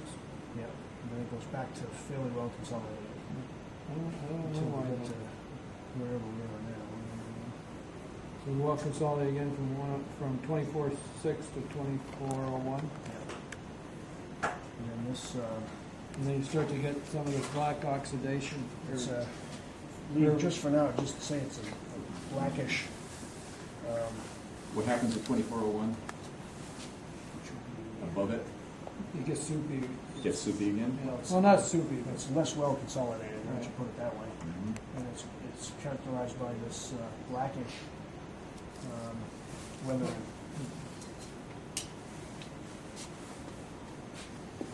Probably some sort of manganese weathering product. Maybe it's not enough biotech. Yeah. All right, so does anyone have? I would like, when we get the sampling, I'd like to take a chunk of that black stuff and figure out what that is. Yeah, well, let's see what else we have. Right. No, I want to put my oar in the water here early. All right. So up to we did a break, an intentional cut at 2395. Yeah, So you got that. But that also seems to be the divide between the mineral soil and the. Well, we'll see. We don't know. We haven't split this part yet. Okay. So we've got okay. So we got the first split at 2395.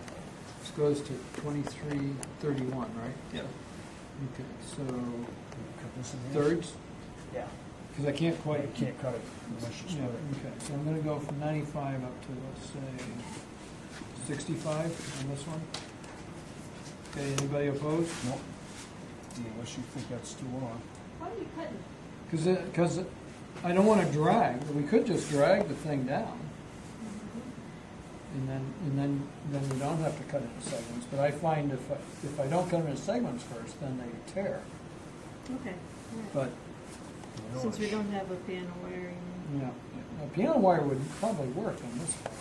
I was going to suggest you do this in thirds instead of half. Oh no, because those won't reach half, so we got to do it in thirds. Okay. So it's So going to go. you may be higher than you want to be, where you were holding. Well, I'm gonna, no, That's okay. closer to half. 70 then. Okay, so 95 to 70. Okay. So we're going to split that.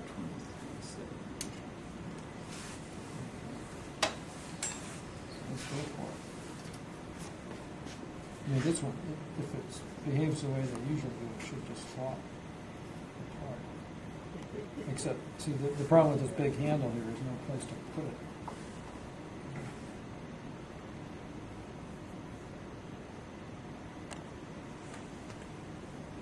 So, still stickier than I thought it would be.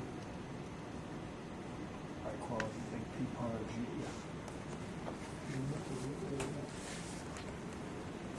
We're going to see if we can get a better view. There we go.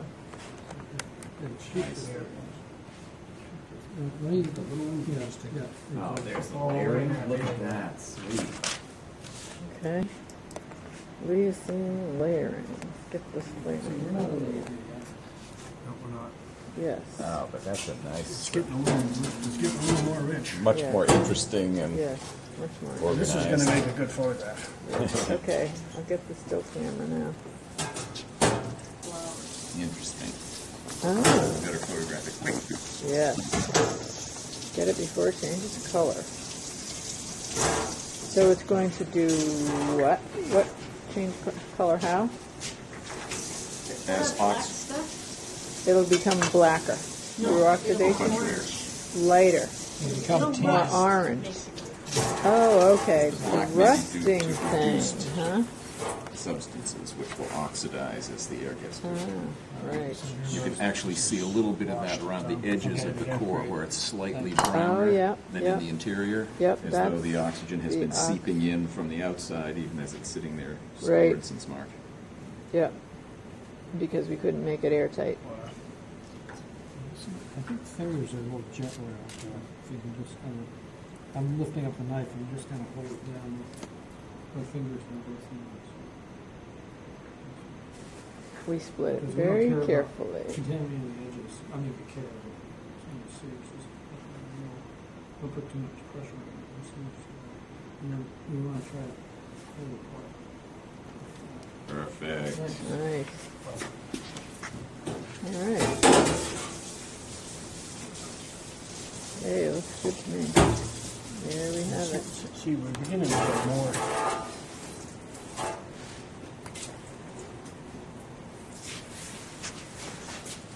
So do you see YD? I don't.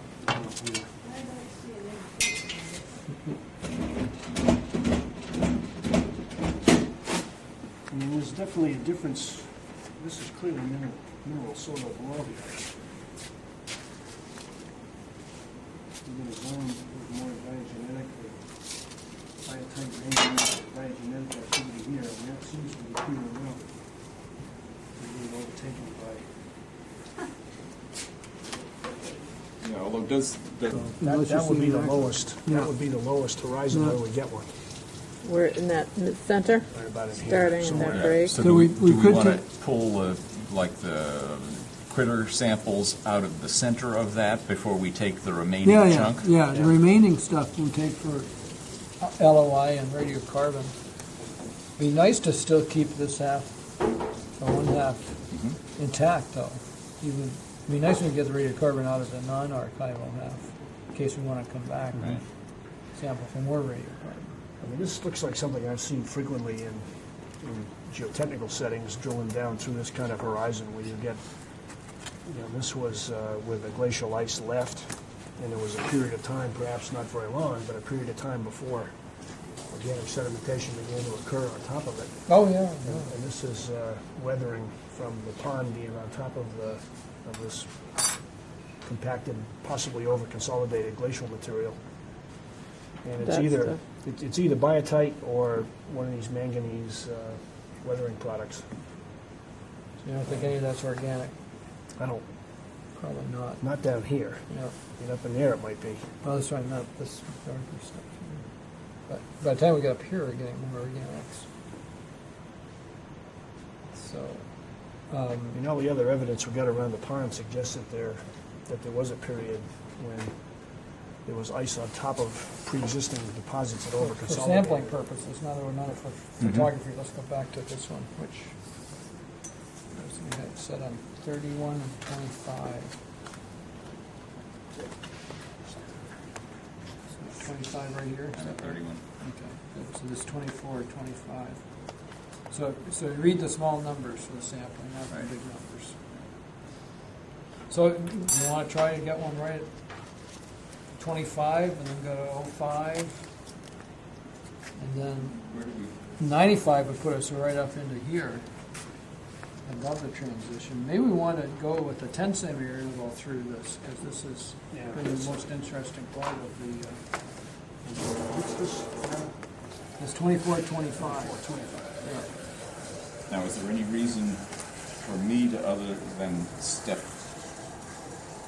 forward in the same pattern that I have, that would put me at 15? Well, I mean, I'd say let's go jump up to 2405, and then go every 10. Well, I'm doing it the 20 for the Chironomidae. Yeah, but maybe we want to do a 10 in here, just because this may be an interesting time frame when water temperatures may be changing dramatically. All right, do we want to isolate the archival one before we start messing with the other? Is that? Yeah, probably wouldn't be a bad idea. The right protocol. So we got it separated nicely on this side, unlike the last one. It's really tricky down the bottom. Where's that? I'm going to try using that.